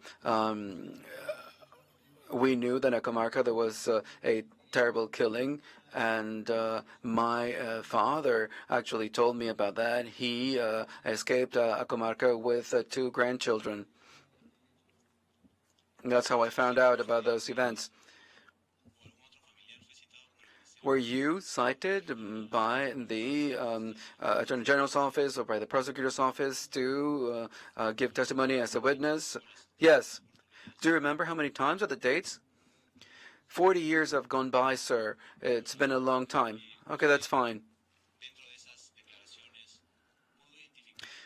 When you gave your statements, were you able to identify the alleged perpetrators? Well, nobody knew at the time who was the killer. We only found out later and then we received a list of family members and that had died. Sir, did you or any of your family members receive any threat, or were you harassed because of your testimony before the Attorney General's office? Well, we put together a victims associations to be able to fight against the state. I had a lawyer that was threatened. I was threatened, and two of my cousins were also threatened, and I have escaped death 5 times, and we want justice. We don't want to hurt anyone. All that we want is justice. I'm sorry about these events, sir. Did you or any of your family members of the association ask for protection measures or surveillance measures in connection with the threats that you were the subject of?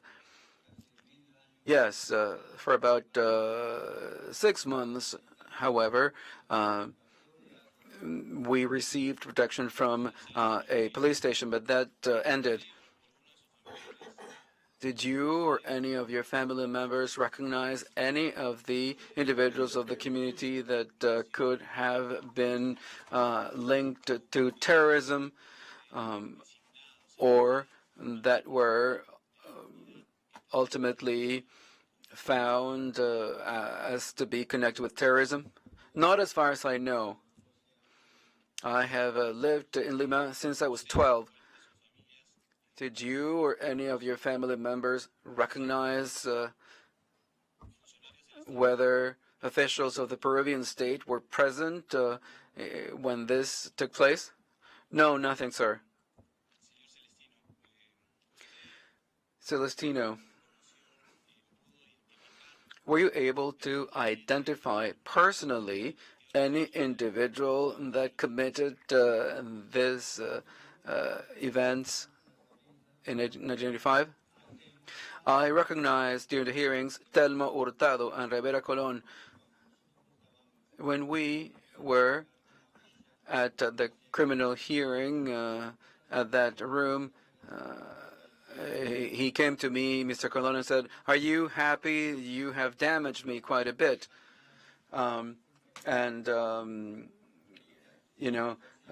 He told me that they have ruined my military career. And it says, "Look, I don't know you, sir." I told him, "Yes, you were brought in from the United States in chains, but many families have died." And he said, "No, I have not killed anyone. Mr. Hurtado killed everyone. He shot everyone. So justice needs to be done." Mr. Celestino, perhaps the question is technical in nature, but you were the president of the Family Association, and you were a member of the Family of Children of Accomarca. Do you know if Mr. Hurtado was held liable by the criminal justice system in Peru? Yes, he spoke during the sentence. The judge asked, "How many have you killed?" "I killed 30 individuals and then one more, so 31 in total." So the total number of people that died was 70. He said that. He said that himself. Thank you for your answer, sir. And thank you for giving a statement given such regrettable events.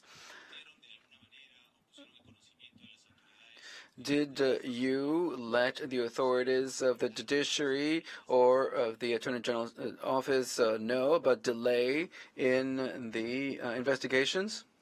I do not recall, sir. Did you or any of the family members of the association, did you bring a complaint or a report for delays or anomalies during the criminal proceedings? Well, we are an association. We did provide complaints, but 40 years have gone by and no justice was done so far. My brothers have died, the elders have died without any kind of redress, without any kind of justice being done in their cases, in any of the cases of their families. And now I'm an older person, right? I have a walking cane, so we are human beings. We are parents as well, and we have suffered quite a bit. I understand, sir. I understand, Mr. Celestino. Did you receive any answer from the judiciary or from the Attorney General's office in connection with this delay in the investigations? Well, they told us, okay, yeah, you're going to get an answer. It will take time, but it will get to you. Was that told to you orally or in writing? Orally. So I heard your answer to the representatives of the victims' questions, but were you present when the remains were returned? No. I wasn't present. I am a diabetic, and my representative was there, this was on 20 May 2022. And any members of the association from the Accomarca or the Children Association, were they present? Yes, some of my family members were there. They were outraged because not all of the remains were returned. Some of the graves were left empty, so we were quite hurt. The state did not do justice. 30 years have gone by. Celestino, did you or any of the family members or the members of the association, of the family association or the children association, have you received from the state any support, any psychological support, individual support, family support, or community support? Yes, thanks to the Red Cross, we have been provided care. The victims were given psychological support, but it wasn't really enough because the case that we had to live through was horrible. Family members have perished, and children have become orphans, and some people have left the Comarca. They went to a different country because they saw how people were killed and burned in their presence. One additional question. Did you or any of the family members of the associations, have you received any kind of economic or non-economic redress from the state? None whatsoever, sir. Thank you very much, Celestino. Madam President, if you allow me, I'm going to stop here. I know my time is up. Thank you very much, Celestino, for your participation. Thank you, sir, for your questions. Thank you very much. I'm going to now give the floor to the members of the Commission to see whether they have any questions that they would like to pose to the witness. I'm going to start with the second Vice President, Roberta Clark. Good morning, Senor, and please accept my condolences on your continuing loss. You did say that you were not present on the 14th of August, 1985 in Accomarca. But from what you've been told, can you say, or have you... Commissioner, para la... Just one moment. Is he listening to the translation? Can he hear the translation? Apparently he can. You can hear the translation, right? Can you hear the person speaking English? Can you hear her in Spanish? Can you make sure of that? I speak Spanish and Quechua, but not English. So, okay, so when she speaks to you in English, you hear the Spanish, right? Or you hear... I want to hear Spanish. We want to verify that you can hear the translator in Spanish. Sí. We are trying to make sure that you hear the questions being put to you in Spanish. Yes, ma'am. Can you hear me in Spanish, Senor? Okay. Doctora, no la entiendo inglés. Por favor, necesito una traducción. I don't understand English. I need to listen in Spanish.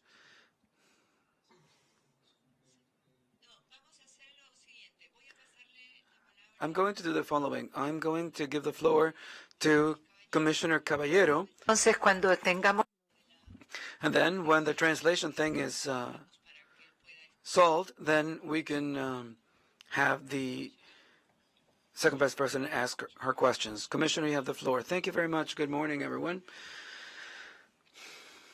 I would like to extend greetings, especially to Mr. Celestino, and I would like to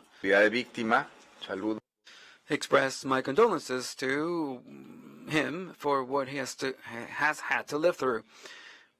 I have questions both to the petitioner and to the state. Greetings to the state, and I would like to ask the state representatives whether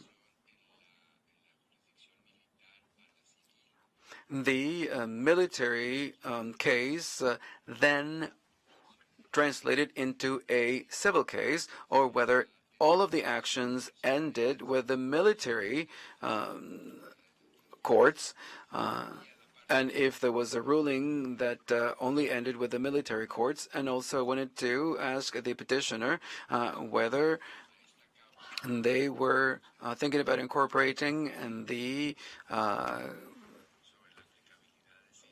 Convention on torture, if you were going to put those provisions into this case, and whether you were going to include the Convention provisions into Article 9 of the Convention. When applying the Convention,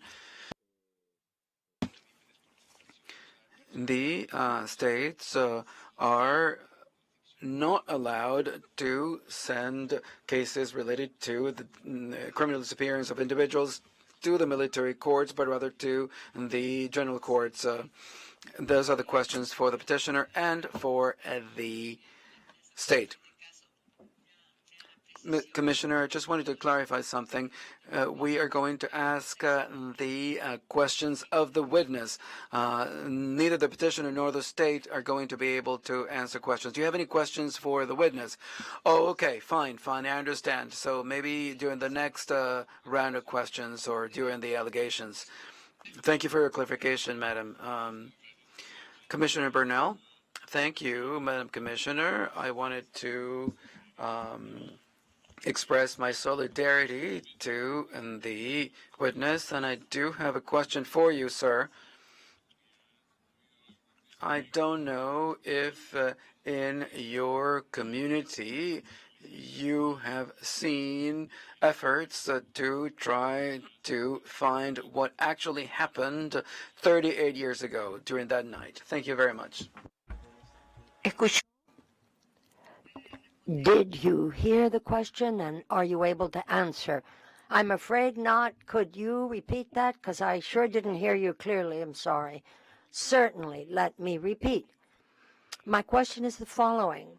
In your community, were there any movements or actions taken by the state or the military to establish the truth of what occurred that decisive day that happened nearly 38 years ago? Thank you.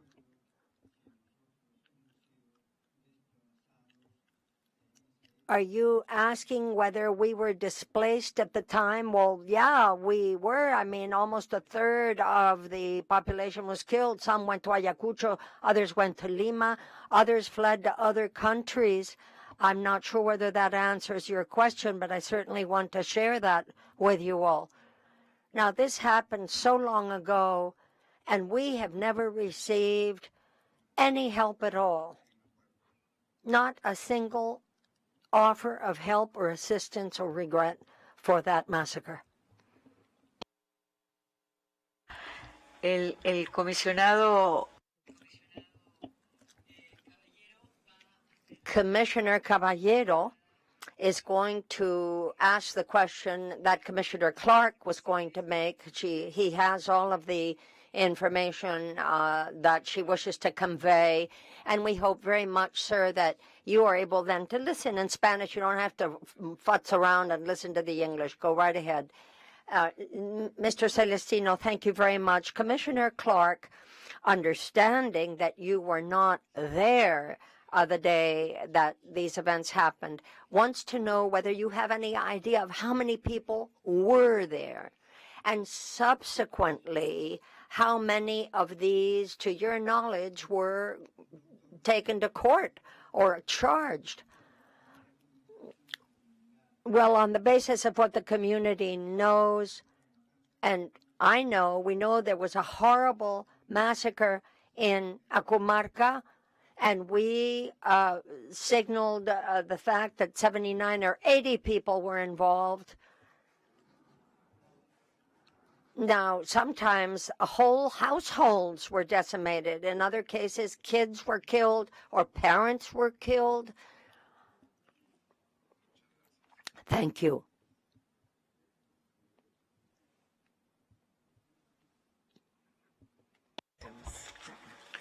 ¿Cuántas personas? How many persons did the killing, to your knowledge? Well, there were four patrol cars, two which launched the assault, and the other two blocked any entrance or any way out so that everybody'd be killed.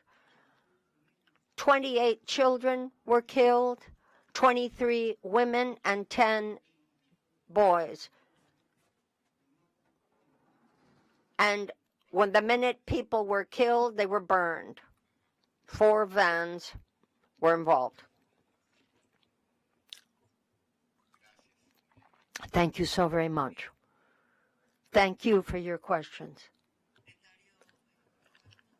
The Assistant Executive Secretary has the floor.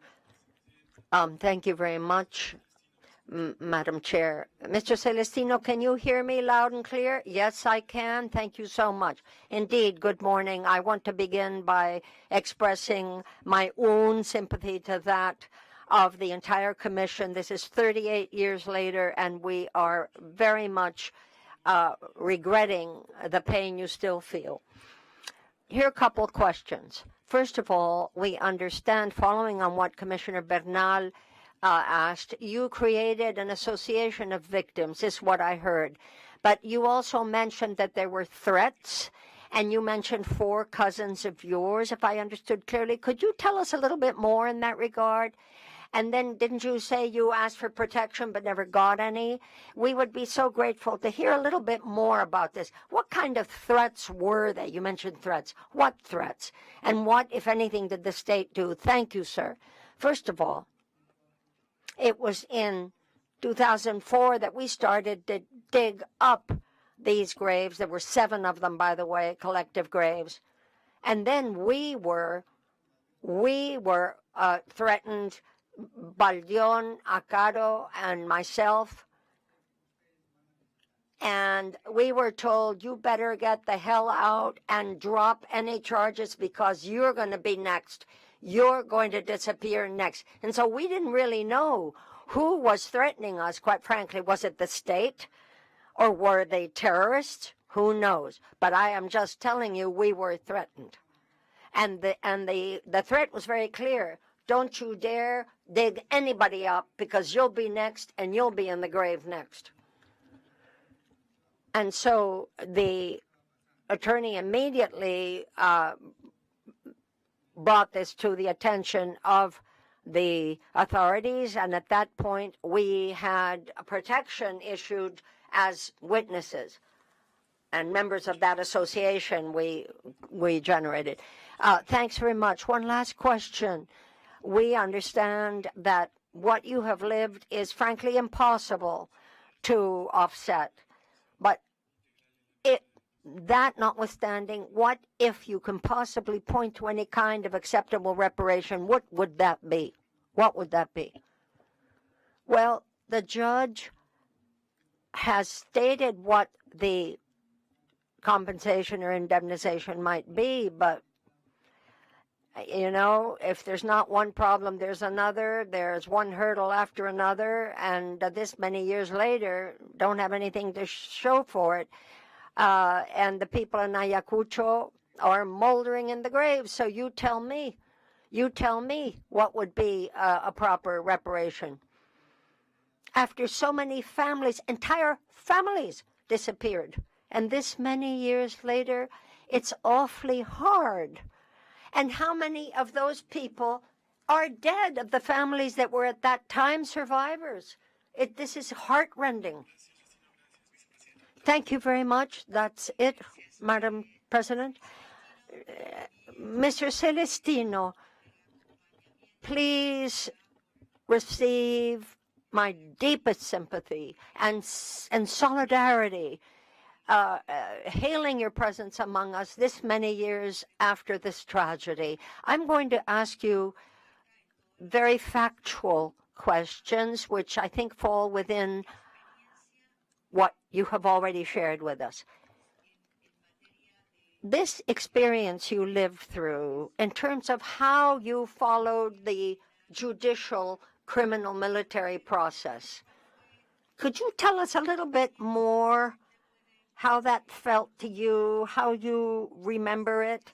Can you just get us a little clearer sense of what, in your judgment, would constitute justice within the criminal, penal military process? Well, quite frankly, we've had an array of different difficulties. I couldn't begin to point them all out. But at the hearing, at a particular hearing, I remember I was threatened because I was being told that I was threatening them. And I said, well, I don't know you. And I said, well, I have a right to be here because guess what? My mother was killed. She was 54. Many of my family, of my relatives were lost.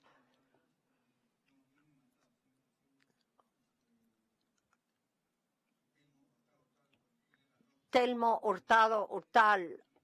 We said, well, he was nuts. The one who did the killing, he was out of his mind, so it's not with us.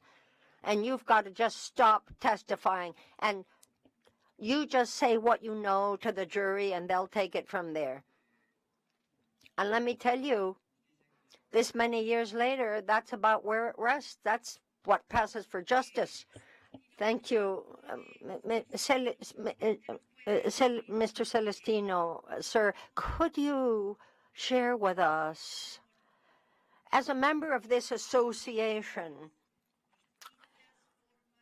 how you have felt that there's been an impact in the life of the kids involved, of the family, and the lives of the women left, and the lives of the old people who were left? How were those who survived this massacre able to do so? In terms of your everyday life all these years later, how have you managed it? How have they managed it? Well, let me tell you, the family members of Accomarca, every single one of them, old people, middle-aged people, little kids, they all got the heck out of there as fast as they could, and they moved to Lima, and we associated ourselves in a family group so that we could help them, because it wasn't easy. But the trouble was the people who went to Lima were way far away from where we were, and life in Lima, as you may guess, was very different from the life where we were. So we bluntly put, we're not able to help them. And the state helped us take an airplane to go see them at one point. But I will tell you, it was still very hard. Very, very hard to defend anyone. But I'm very grateful to the association that was generated, because they're the ones who made it able for us to help the survivors of all ages. Mr. Celestino, please know how deeply grateful all of us are to you for joining us with this information you have shared. Many, many thanks. And could you just give me another minute? Could I add something? Yes, indeed, go ahead. The military people who were left in Accomarca, those are people who have carried out a great deal of damage. They took with themselves everything from the bells in the church to standards of schools. Everything they could pick up and take with them, they did. They even took people's blankets and ponchos. I can't begin to tell you. They pilfered what they could, and by the way, destroyed the dwellings. I mean, Accomarca was razed. And so I would ask the Inter-American Commission on Human Rights as authorities, please help us, even these many years later. Maybe you can tell us when the state will ever begin to redress so much hurt. So many families have been left grieving, so frightened. Kids didn't even want to go to school. It was all you could do to step outside of your house. Doesn't the state have any obligations here? We're still scared. The damage that was done, the fear that was instilled in us, and we were just forgotten, flat forgotten. Even in the pharmacies, there was no medicine to be had. We've just been wiped off the map, as it were, and I thank you for listening to me. I thank you so very much, and I speak to all of the distinguished lawyers who were there. Thank you so much for your kind attention. Thank you, Mr. Celestino, says the President. All right, ladies and gentlemen, we're now going to move to the next stage, that is the pleadings on one part and on the other. The petitioners will have 15 minutes to present their case, after which the state, of course, will have an equal amount of time, another 15 minutes, to put forward their arguments. Subsequently, if the petitioner so wishes, there will be 5 minutes for right of reply, and so too on the side of the state. So without further ado, let me give the floor to the petitioner for the exposition of her oral statements. Thank you very much, distinguished President of the Commission, distinguished commissioners, rapporteurs, and very cordial greetings to the members of the state. Accomarca is part of Accoman in Ayacucho, a part of Peru that has been since 1980 through to 2000 very gravely affected by the armed uprisings.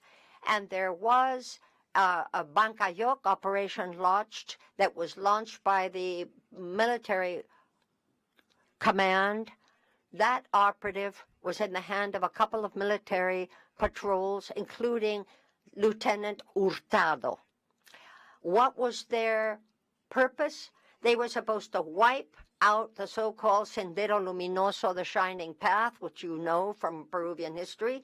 The military wagons rolled in on August 18th, and they started rounding up the families in Ayacucho and Napampa to separate out women and rape them, which they did. Subsequently, they put everybody else in a particular hut, fired against it, and set it afire.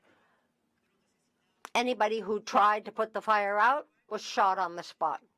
The families that were hiding in the hills had to wait until those wagons finally left and went somewhere else and dragged themselves out in unspeakable grief. There were 71 people who were assassinated, old people, children, infants, boys, girls, people of all ages. But it didn't end there. There were other other operations in the area. Telmo Hurtado said that the command of the 2nd Infantry Command in Ayacucho set out a cleansing operation. Now that meant leave no one alive. Let there be no witnesses. Burnt ground. That was the massacre. On the 9th of September, Maldil Padron Ayala was retained by a patrol and sent to a military command in Accomarca. His wife showed up to bring food and to ask, why is my husband there? Well, she was thrown in jail too, and guess what? Never heard from again, neither he or she. Gone. Others were killed. Cecilio Galboa among them, Amparo Cartiz Petichon, Siriana Quis Bajanamba, Vigida Perez Chavas, and Alejandro Valdeon, all killed, and they were taken to the cemetery to be summarily dispatched in said cemetery. Those bodies were found and then transported to Huamanga, but they also took bodies from Mayapampa. All of them were taken to the morgue at La Pampa for the necropsies, but their families never were able to retrieve the bodies, and as I speak, have never been found. Cecilio Gamboa Mendoza.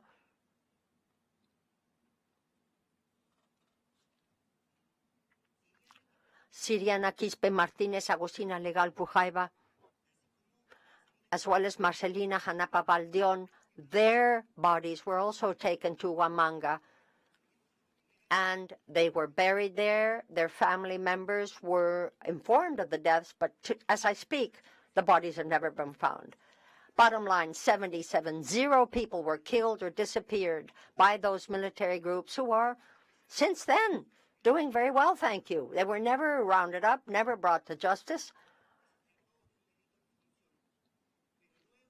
In one particular instance, one person died, and there was amnesty granted there. But in Ayacucho, there was a judicial process at one point, but the oral part of it started in 2010, ended 6 years later. 6 years later, and all that time, the families, organized as an association, did everything they could, launched efforts to unearth remains and did everything they could, and when they showed up, they were re-victimized themselves. The sentence that was issued in August of 2016 didn't do much. Most of the people sentenced disappeared. But guess what? They're still receiving their salaries. And no judicial ruling has been brought till today. The magistrates have said that above and beyond the proof available that led to the association of 71 persons on that 14th of August of 1985. Not all of them can really be testified to, 28 of them only. The rest of them, they would have to be found and the remains identified. That means that they summarily dismissed the statements of witnesses who were there and who know. That is why the family members are yet again girding themselves with courage and bring this process to hope against hope that there will be justice, that will be a restitution of the bodies, and a sentence to say that they have been aggrieved. Of the 61 victims of that time through DNA, 3 were identified in 2006, 38, again DNA, in December of 21. The forensic group did find one body which had not been noted before. The stillborn or the not born fruit of the pregnancy of one of the women who were killed. There have been certainly sentences against some of the victims, but the other 19 are pending. And of course, given the time that has elapsed, nothing has been done since. The 4 victims of the 14th of August who went to the Huamanga morgue, nothing has been done. And the bodies that also went to the morgue for necropsy haven't been paid attention to. There's total impunity here, nor any effort, not a finger lifted to find those responsible. And on the disappearance of Martín Ayala and his wife, Pulido, those killers are also free. Thank you very much. Nobody's even looking for them. At least they haven't been found. In May of '92, there was a delivery of bones of one body so that it could be buried per the customs of those people in all respect. But the rest know nothing and have no idea how their dearly beloved family was lost. Distinguished commissioners, all of this points to the fact that Article 4 of the Inter-American Convention on Human Rights has been summarily disregarded by the state. Also, Article 7 of the Convention with regard to Article 1, paragraph 1.1. Article 5 of the Inter-American Convention with regard to 1.1 also has bearing here, and paragraphs 1, 6, and 8 of the Inter-American Convention for the Prevention and Punishment of Torture are also germane. These people were deprived arbitrarily of their freedom. They were tortured and summarily executed with no attention, of course, to their personal integrity. Peru ratified the treaty in question on the 31st of March of '91.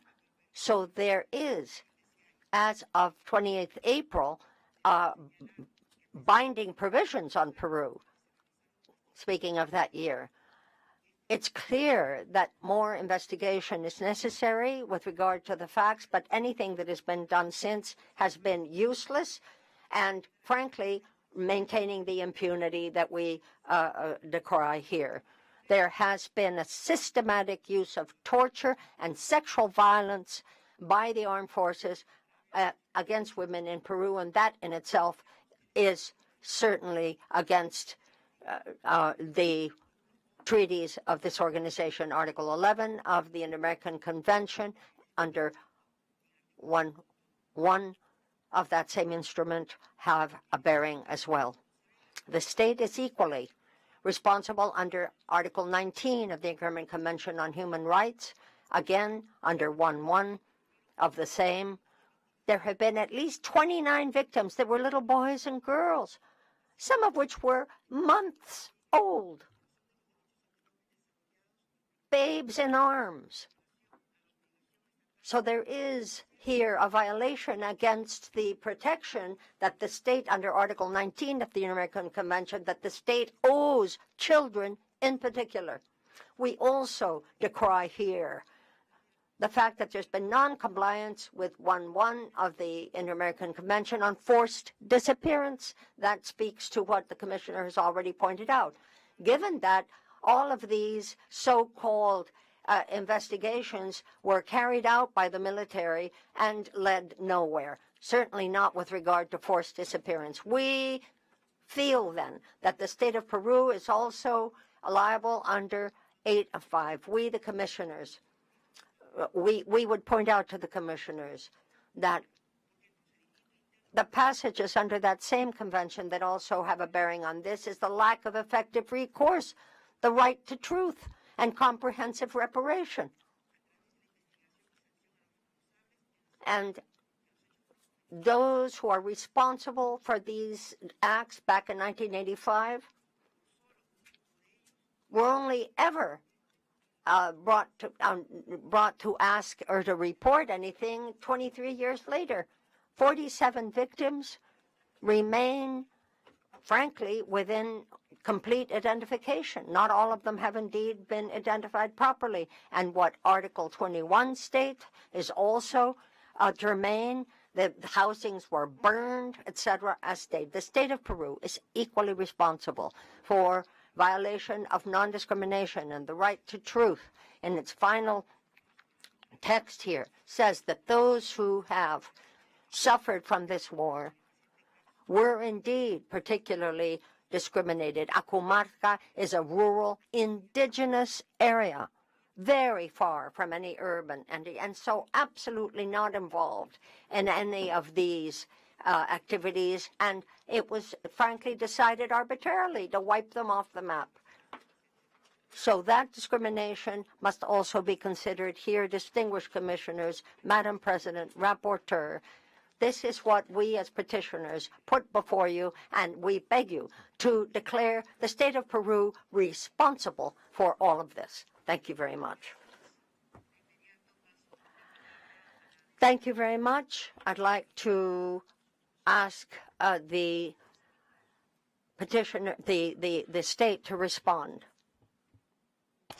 Muy buenos días con las comisionadas, los comisionados, personal de la Secretaría Ejecutiva de la Comisión Interamericana.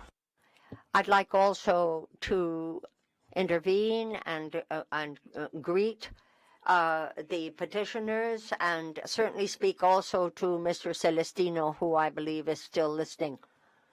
We, the public officers who are here and those who are following these proceedings from the capital, Lima,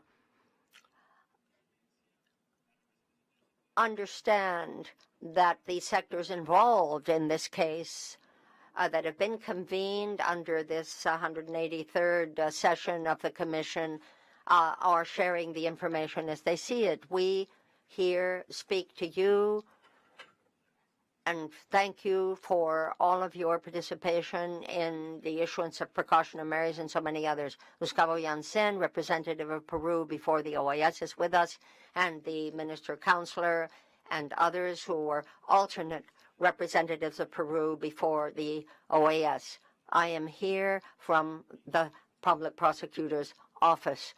I will try to speak a little more slowly so the interpreters are able to follow. We are here to show the Commission that we have been diligent in following up on these events that go back to August of '85.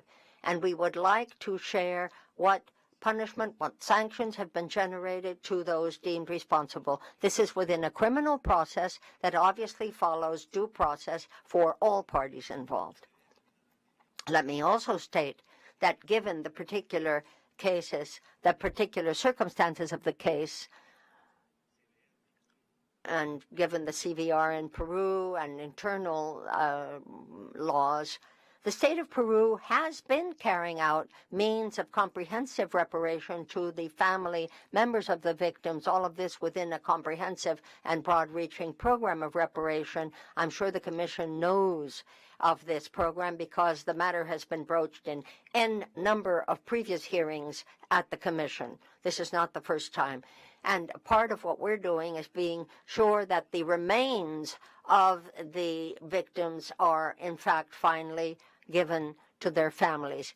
We have Mr. Rojas, who will here share information on the part of the Public Prosecutor's Office within the Criminal Office, and will speak, of course, to the alleged events of the time, and both two further members of the Prosecutor's Office will give a more updated version of where we stand and what has been done for the family members of the victims within that comprehensive program of reparations, along with the search for the remains and final rendering of said remains to the relatives, if they are even still living.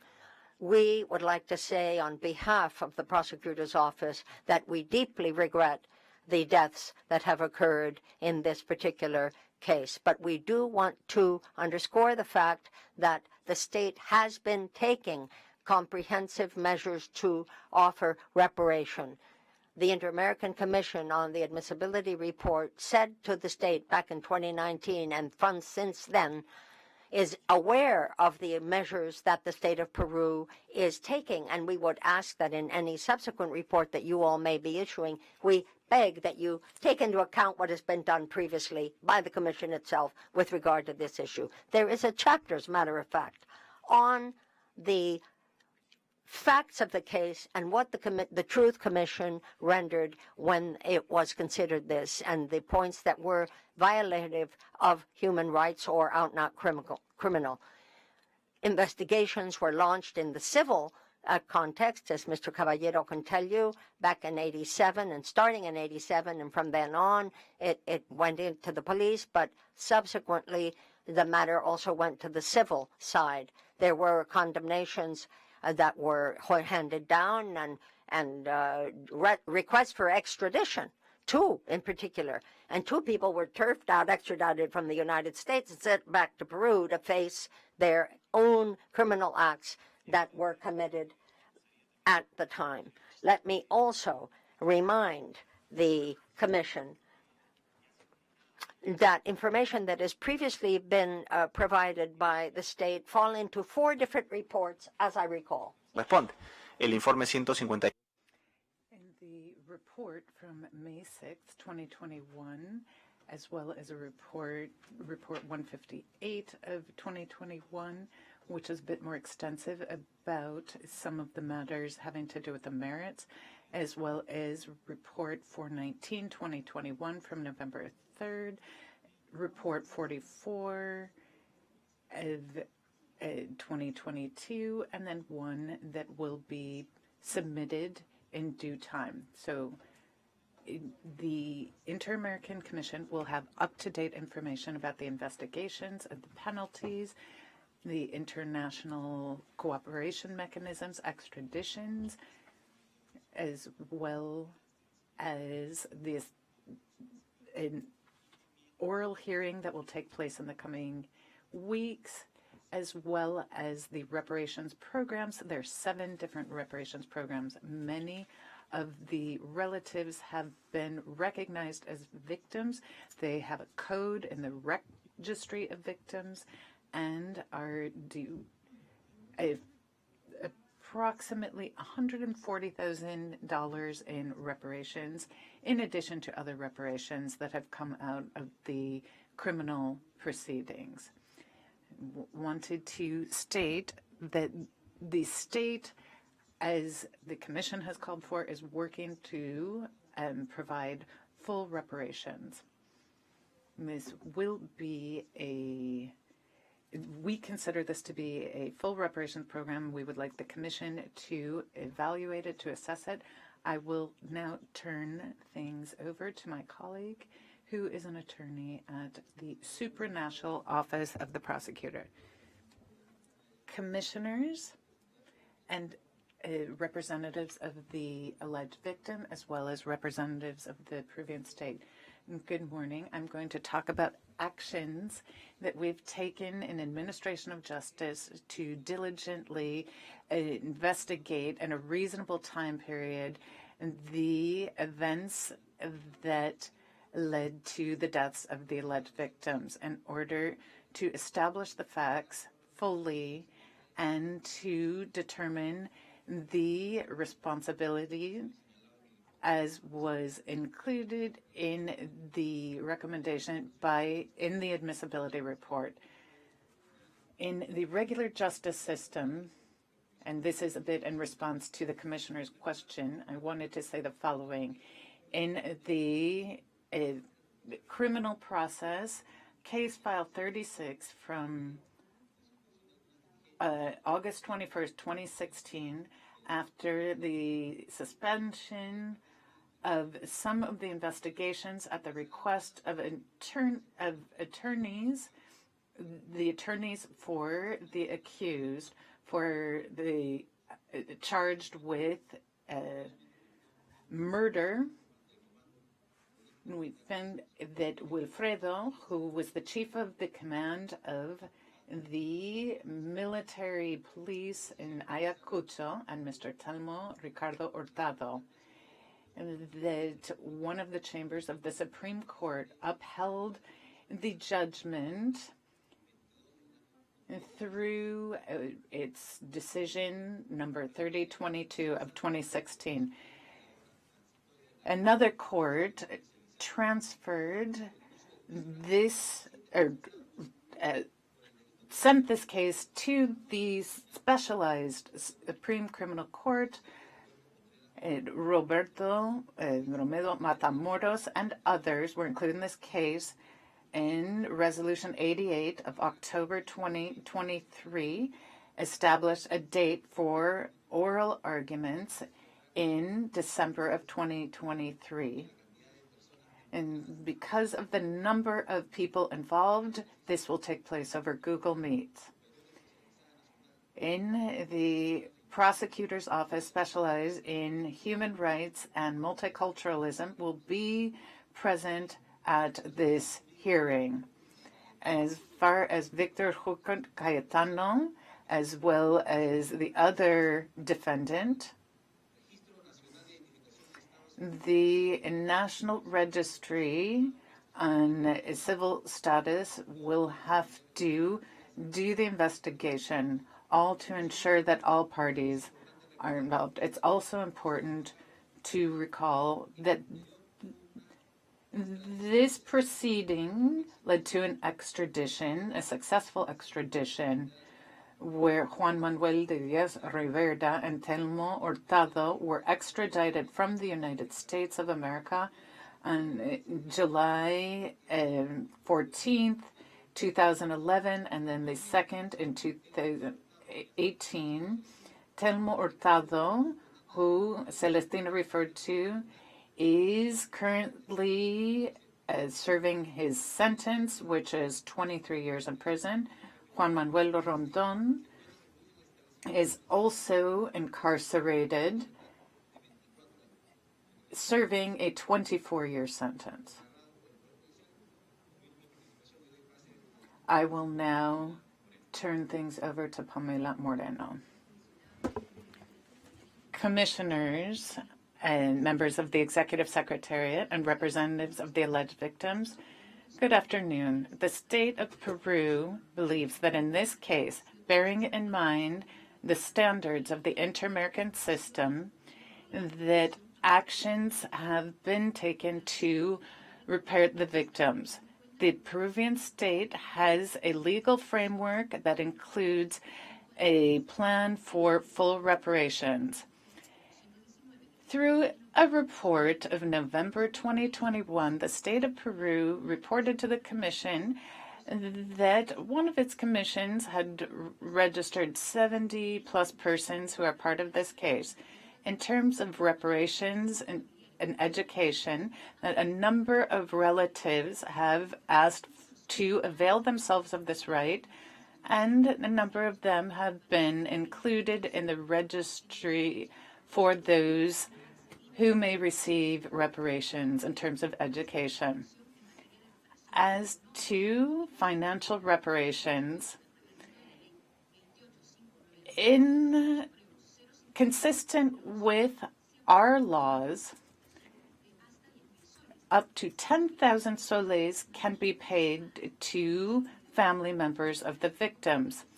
Several have received such reparations up to 20,000 soles, that is more than $180,000 on the exchange rate of that day.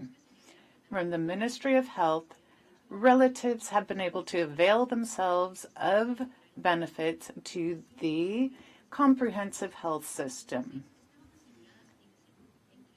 Many of the family members were able to receive treatment in these health clinics. In addition,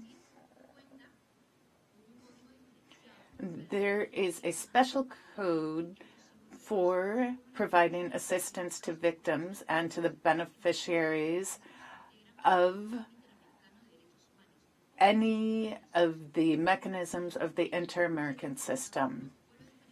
There is a protocol for collective actions for communities, for emotional support for victims of political violence and those who are victims of human rights violations. In terms of reparations in the program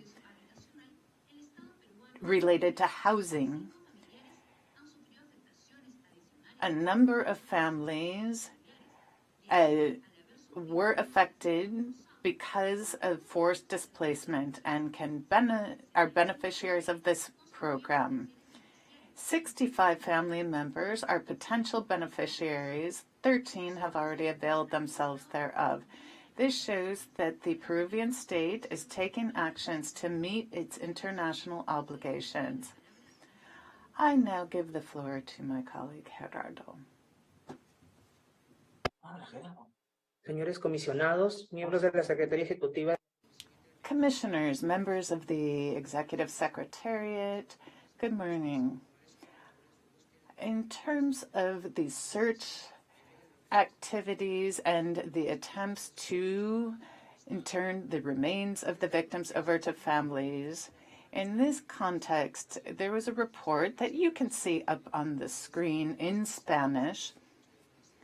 This was issued by the Public Prosecutor's Offices. It states that of 72 individuals who disappeared between August and September of 1985, 42 have been identified and their remains have been returned to their families. What's more, 6 persons who were identified with non-biological evidence have been returned to their relatives. There are others who have been placed in a mausoleum. These data were presented by the Public Prosecution Office via this report. These activities have been undertaken to return the remains to the family members. It is important to note that search operations continue. There have been genetic tests done of remains, but these can only be done in the United States. The state of Peru will provide additional information when that becomes available. You can see some photographs of the process of returning remains to families. You see the coffins, the mausoleum. These are those remains that have been duly identified. And these ceremonies, a specialized team from the unit on searching for and recovering the remains of those who have disappeared are there to provide mental health support. They also cover costs, different costs, travel costs, childcare costs. You can also see the list of individuals whose remains have been returned thus far, as well as those who have been represented in some of these symbolic acts. The state has been working to comply with the commissions it has undertaken at an international level. As we've come to the end of our time, this is the end of our presentation. Thank you very much. I would now like to offer the floor to the petitioners for 5 minutes for your response. Yes, thank you very much. I regret that the state in its presentation has not been able to indicate, by way of a table, a timeline. Yes, there has been a conviction. All of those who were convicted, the 10 individuals, very few of them have been found or incarcerated. The rest are fugitives, and they continue to receive their pensions. This means that there must be some certain level of commitment to impunity, to not holding these individuals responsible for their actions. It also warrants mention that the murders of the senior citizens, Mr. Padua and Martin, no investigation has been conducted. Here, there are pending investigations. There is no investigation underway. There has been none. The victims, their relatives, their representatives, none of us have received any information about an investigation to find the remains of those who were disappeared. Last week, we received notification that this public hearing was going to be scheduled for December 15th for oral a trial of a number of people who were involved in this massacre. This massacre occurred in 1985. The first trial began much later. The time has come for the Peruvian state to do its best to take actions to make sure that justice is served. It's unthinkable that there are going to be 6 more years of an oral trial for responses. We have had no answers as to what happened to the bodies who were taken in Accomarca. Nobody has done. Yes, there was a restitution ceremony, but there were many empty caskets. These were symbolic burials, and that is because no additional efforts have been undertaken to recover the remains of the bodies of those who were taken to Accomarca, and we don't know what happened to them. At one point, we were able to receive certification that they were brought into an Ayacucho institutions, but we have no information of what happened thereafter. No information from the prosecutor's office, from the legal authorities about what happened to the bodies of those taken to the different cities. There has been a violation, as we've indicated, by the Peruvian state of all of these articles of the American Convention on Human Rights. As one of the representatives of the state stated very correctly, that there is due diligence in a reasonable period of time that is incumbent upon the state of Peru. This happened in 1985. We're in 2023. I don't think anyone could call that a reasonable amount of time. You would not like to use your remaining minutes? Okay. The state has 5 more minutes, if it so chooses, for its rejoinder. Thank you, Madam President. Thank you very much. Yes, this is a very complex case. That is not a justification, but as it happens in justice cases and justice systems all over the world, complex cases take time. The state of Peru, and in the report we will be providing, is to provide all information possible so that the Inter-American Commission,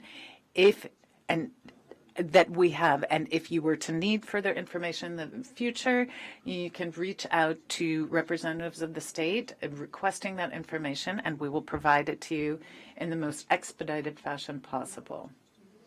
We have taken note of everything said here. We will take a second look at the video that was recorded of this hearing to make sure that we have all the details straight. And we will make sure to provide a response about this assertion about lack of investigations. And unfortunately, I will state what I said at the beginning. These events transpired many, many years ago, so it is very difficult in many cases to find the information we need. People won't necessarily cooperate in the investigation, or they are no longer around. We regret how long this process has taken. And to Mr. Celestino Baldeón, representing the family members, we express our apologies for how long this has taken. We will make sure that the authorities in charge of the investigations will do so with due diligence and provide answers as soon as possible. And so, therefore, we would ask the representatives of the victims to please cooperate with us in Peru in these investigations. I will now give the floor over to the ambassador. Madam President, good morning, and commissioners. The delegation of the state here, I think, is an indication of our commitment to the inter-American system. More than 38 years have elapsed since this happened. We are here present, we are cooperating, we are providing accurate information and data to you. The state of Peru and is available to the Commission for any information you deem necessary. In this case, I too would like to express my solidarity to Mr. Celestin Baldeón and those he represents. Madam President, I would like to reiterate our thanks for this hearing and to repeat that anytime the Inter-American Commission calls upon the state of Peru to appear at a hearing, we will do so. Thank you. I will now turn things over to the members of the Commission, and petitioners and state have the floor. Commissioner Clark. Thank you very much, Commissioner Esmeralda. I have a few questions for the state. So we know that there are several elements of due diligence in administration of justice, and of course timeliness is one, and also completeness is another. And as the ambassador reminds us, we're already 38 years in, so there's been already some issues around timeliness. One of the questions I want to ask is around that delay, that 38 years time frame. Can you give the Commission some ideas of what are the factors that would have impeded the timely investigation and prosecution of these matters? That's one question. And then I want to ask also about impunity. I tried to ascertain from the declarant, but my question perhaps was not clear enough. Is there, through the state's own investigation, which I'm sure you would have done, is there a sense of how many people were involved in the perpetration of these atrocities in 1985? So what is the scale? How many people are we talking about? And then of those, whatever number that is, how many people have been charged to date? And then how many convicted? I think we've heard there are 10 convicted, but only 2 or 3 in prison. And so I really want to have a sense of what is the scale of the challenge in calling all of those who were involved in the perpetration to account. And then about the question of the criminal investigations, we heard from Senior Celestine, yes, that there were a number of things that happened, a number of atrocities that happened on that day. There was the murders, there were the rapes, there was the razing to the ground of the houses, there was the theft. So there was a complete annihilation of a community in that moment. With what have persons been charged? And has anyone been charged with sexual violence? Then finally, on the question of reparations, again, 38 years is a long time. Many of the people who have survived this, or family members of those who were killed, 38 years have passed in their life. Is there a time frame that the state is considering to complete this process of comprehensive reparations? Thank you very much. Olvidé señalar. I forgot to indicate that I will ask both sides to provide responses to the questions. So the questions from the Commissioner, we can just do them one by one. And thank you, Madam President. Yes, we have taken note of all the questions. Commissioner Clark has asked some very interesting questions, and representatives of the Public Prosecution Office are the ones who have conducted the investigations locally. We have requested information. I may not be able to respond in full right now, but I promise to do so in the report we will be submitting in the next month. But more details about the investigations and more. We are trying to pinpoint all of the perpetrators, those who were either the direct perpetrators or the masterminds. We have provided some of that information. We will try to provide fuller information in the material that we are providing. In terms of impunity, we do not defend those who have been accused of crimes, but rather we represent the state. So we send information to those who do. And some specific points of your question, I will refer to my colleague because that would be his purview. And if you do not have that information right now, we will make sure to provide it in the next 30 days. Yes, thank you very much. Indeed, the criminal proceeding began in 2005 after the CVR's report via a Supreme decree. And as a result, the provincial prosecutor's office opened an investigation. Throughout the process, a number of different actions were taken. We involved the persons who were allegedly victims as well as those who were alleged perpetrators. But the complexity of the case, right now 10 people have been convicted and there are 7 more who are scheduled to go on trial. But because of the number of people involved, that's what led to delay after delay. In terms of the vast number of victims, the public prosecution office had to call all the victims to confirm their accounts. And we've also tried to make sure we were covering all types of violations that may have been occurred at that time. That includes murder, that includes rape, that includes even any type of harm committed by the perpetrators.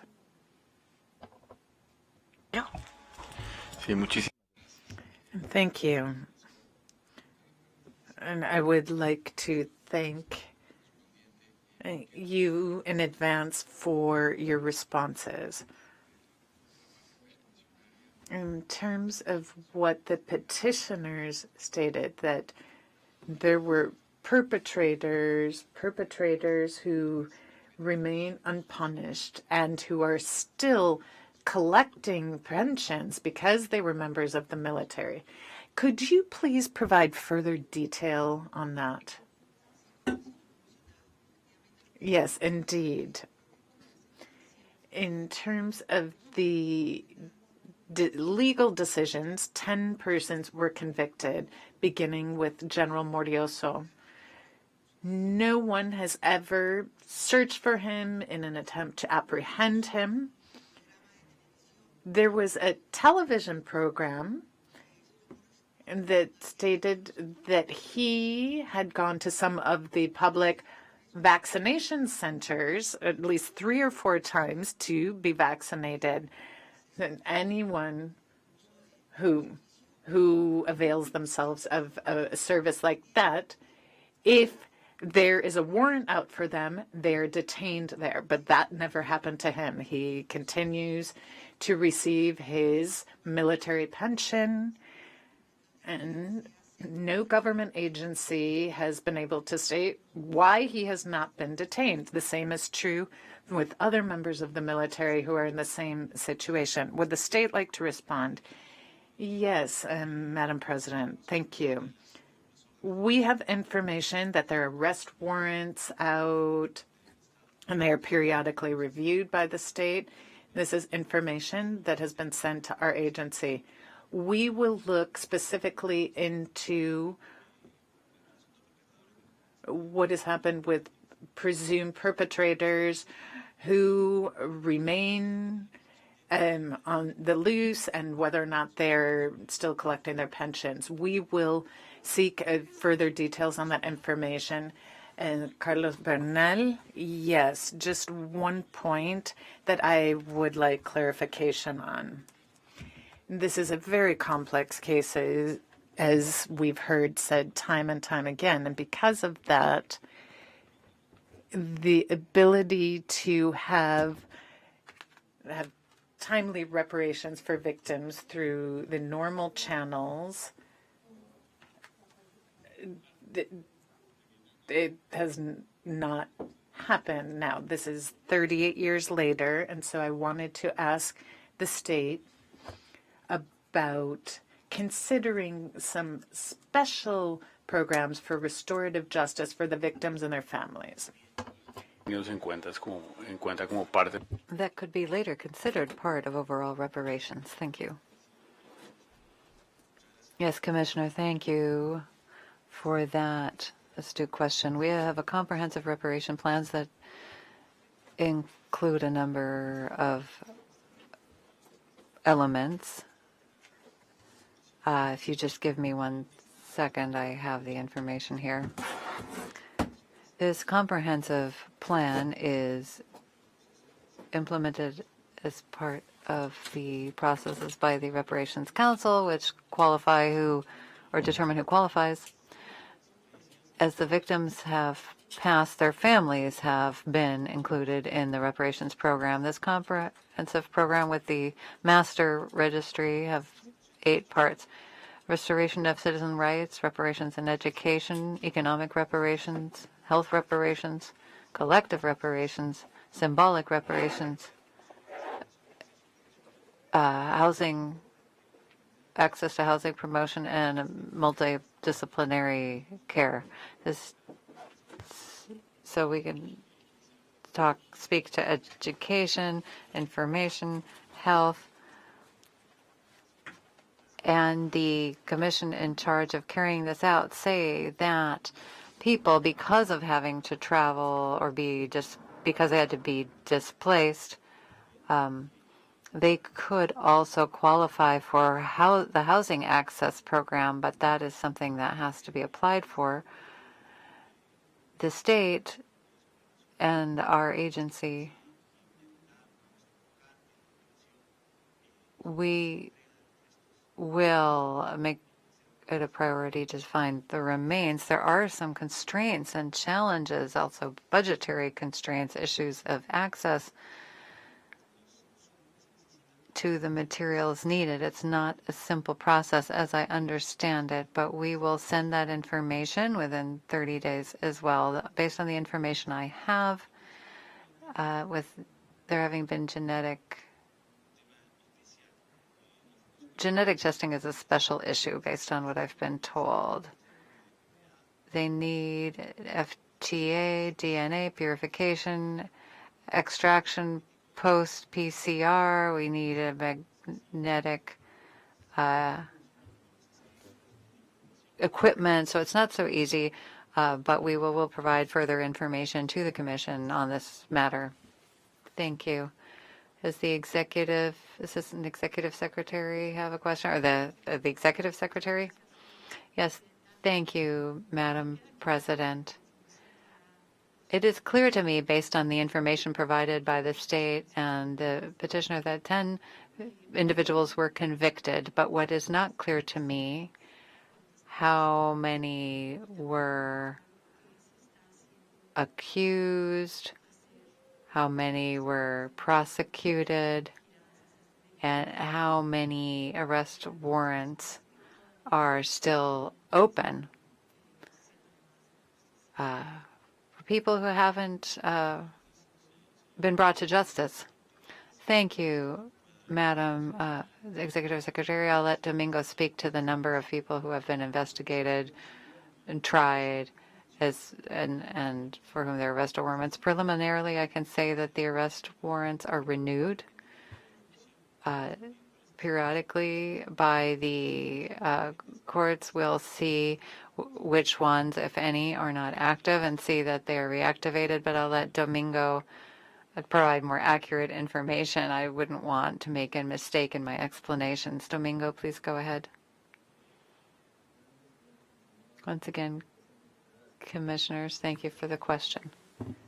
In 2005, there was not only an investigation of these 10 people, it was more. There were 40 people that we were investigating, all members of the various patrols that had been involved in these events in Accomarca and also in other towns, but though it was still the Ayacucho region.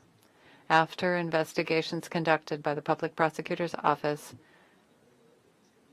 and trials, we ultimately had 17 people tried. There was a preliminary investigation. Then certain people were ruled out, and in the end, because some people were absolved or acquitted, so there were 10 convicted. The dates of those convictions will be provided in the written material to the Commission. Thank you. Assistant Executive Secretary. Thank you, Madam President. Just for clarification, we know that you have submitted a number of briefs. Both parties have. But to understand the defense on the part of the state does not contest the fact that these acts were committed by agents of the state. Is it rather that your defense consists of stating that by virtue of the actions taken with regard to investigations and reparations, that the responsibility arising from these facts has been fulfilled? I just wish to confirm that you're not contesting that these acts were committed by agents of the state. And we would say in the case that amnesty was provided, military courts were used, and few people are actually imprisoned. So the compensation provided so far, have they had to do with a lack of access to justice, or has that not yet been compensated for? And could you specify what crimes the convictions are for? Because there was sexual violence, extrajudicial killings, and also mentioned or forced disappearances. So I'd like to know whether the convictions actually reflect those alleged crimes. Yes, go ahead. Yes, thank you to the Assistant Executive Secretary Jorge Mesa for those questions. In reports previously filed, no, there was no contesting around the facts of the case. The facts of the case were determined by the national civil and criminal courts domestically, and if there are criminal responsibility was determined, it was because the courts determined that. The Truth and Reconciliation Commission also studied the case of Accomarca. As to amnesty, military forums, the reparations were provided for individual crimes. It's a policy of the state to provide comprehensive reparations. Now, as to the crimes that you asked about, based on our information, they were convicted for crimes against the body and health, modality homicide. Just a moment. Extrajudicial killings. That's the information we have here. Domingo, do you have more detailed information in Lima as to the convictions of the 10 individuals, what the crime was, and for how many years they were sentenced? To how many years they were sentenced? Yes. There were 2 phases in the investigation. The first brought about the observations of the commission, where it was a military forum. That was then homicide. Then in 2005, the investigations were reopened for rights violations and crimes. This was now in the regular courts. So the investigation was opened for a number of crimes: killing, rape, extrajudicial killings. But at the time the convictions were handed down, with all the due guarantees for both parties, responsibilities were determined for extrajudicial killings and homicide. What is still pending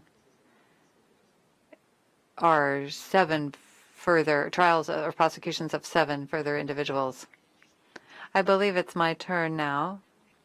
I'm going to be posing some questions to the petitioner, 2, perhaps 3, regarding the displacement that happened after the events.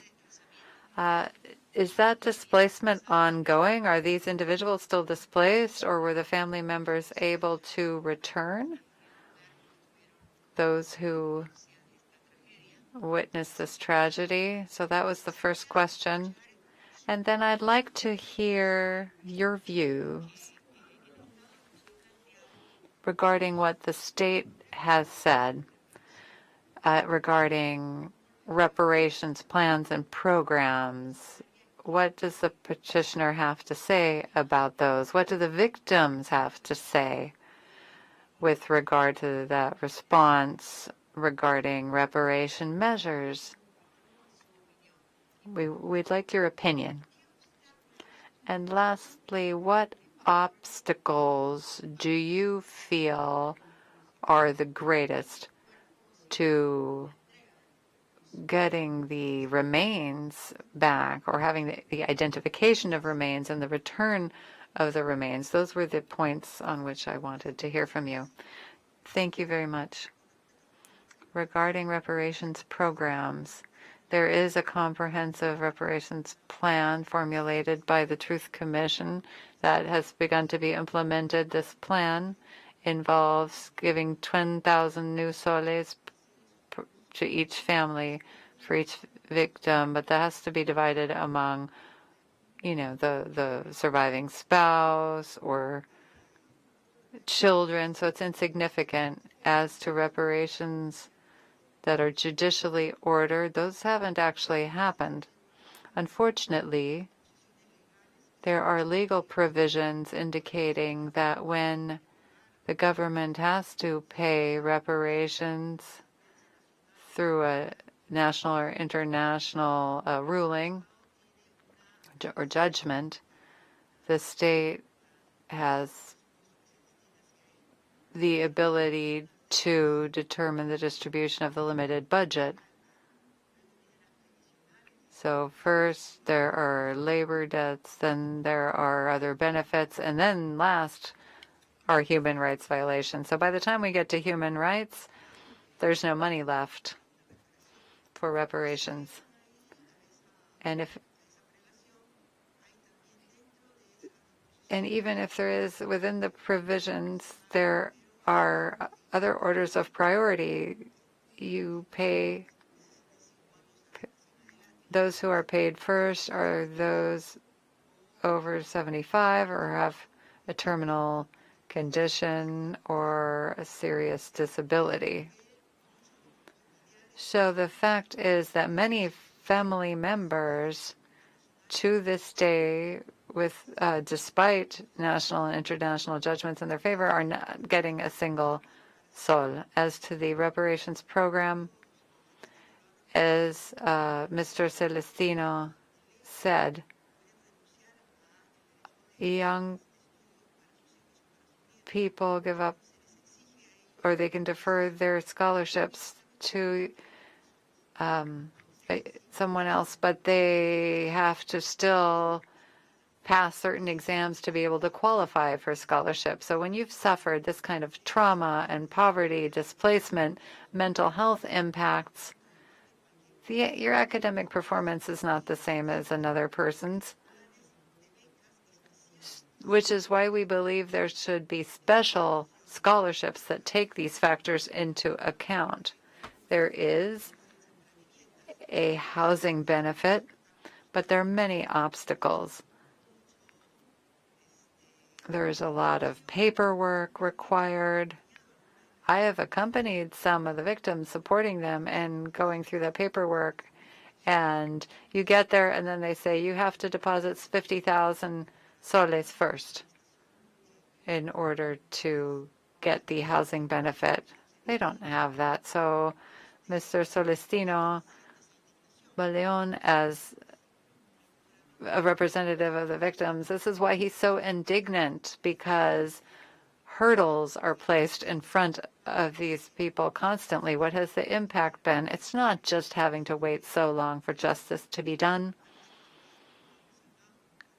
They were there when the bodies were taken away to Huamanga, and there's still no response. And they do really appreciate the efforts made with regard to this ceremony, providing the few bones that could be identified and the symbolic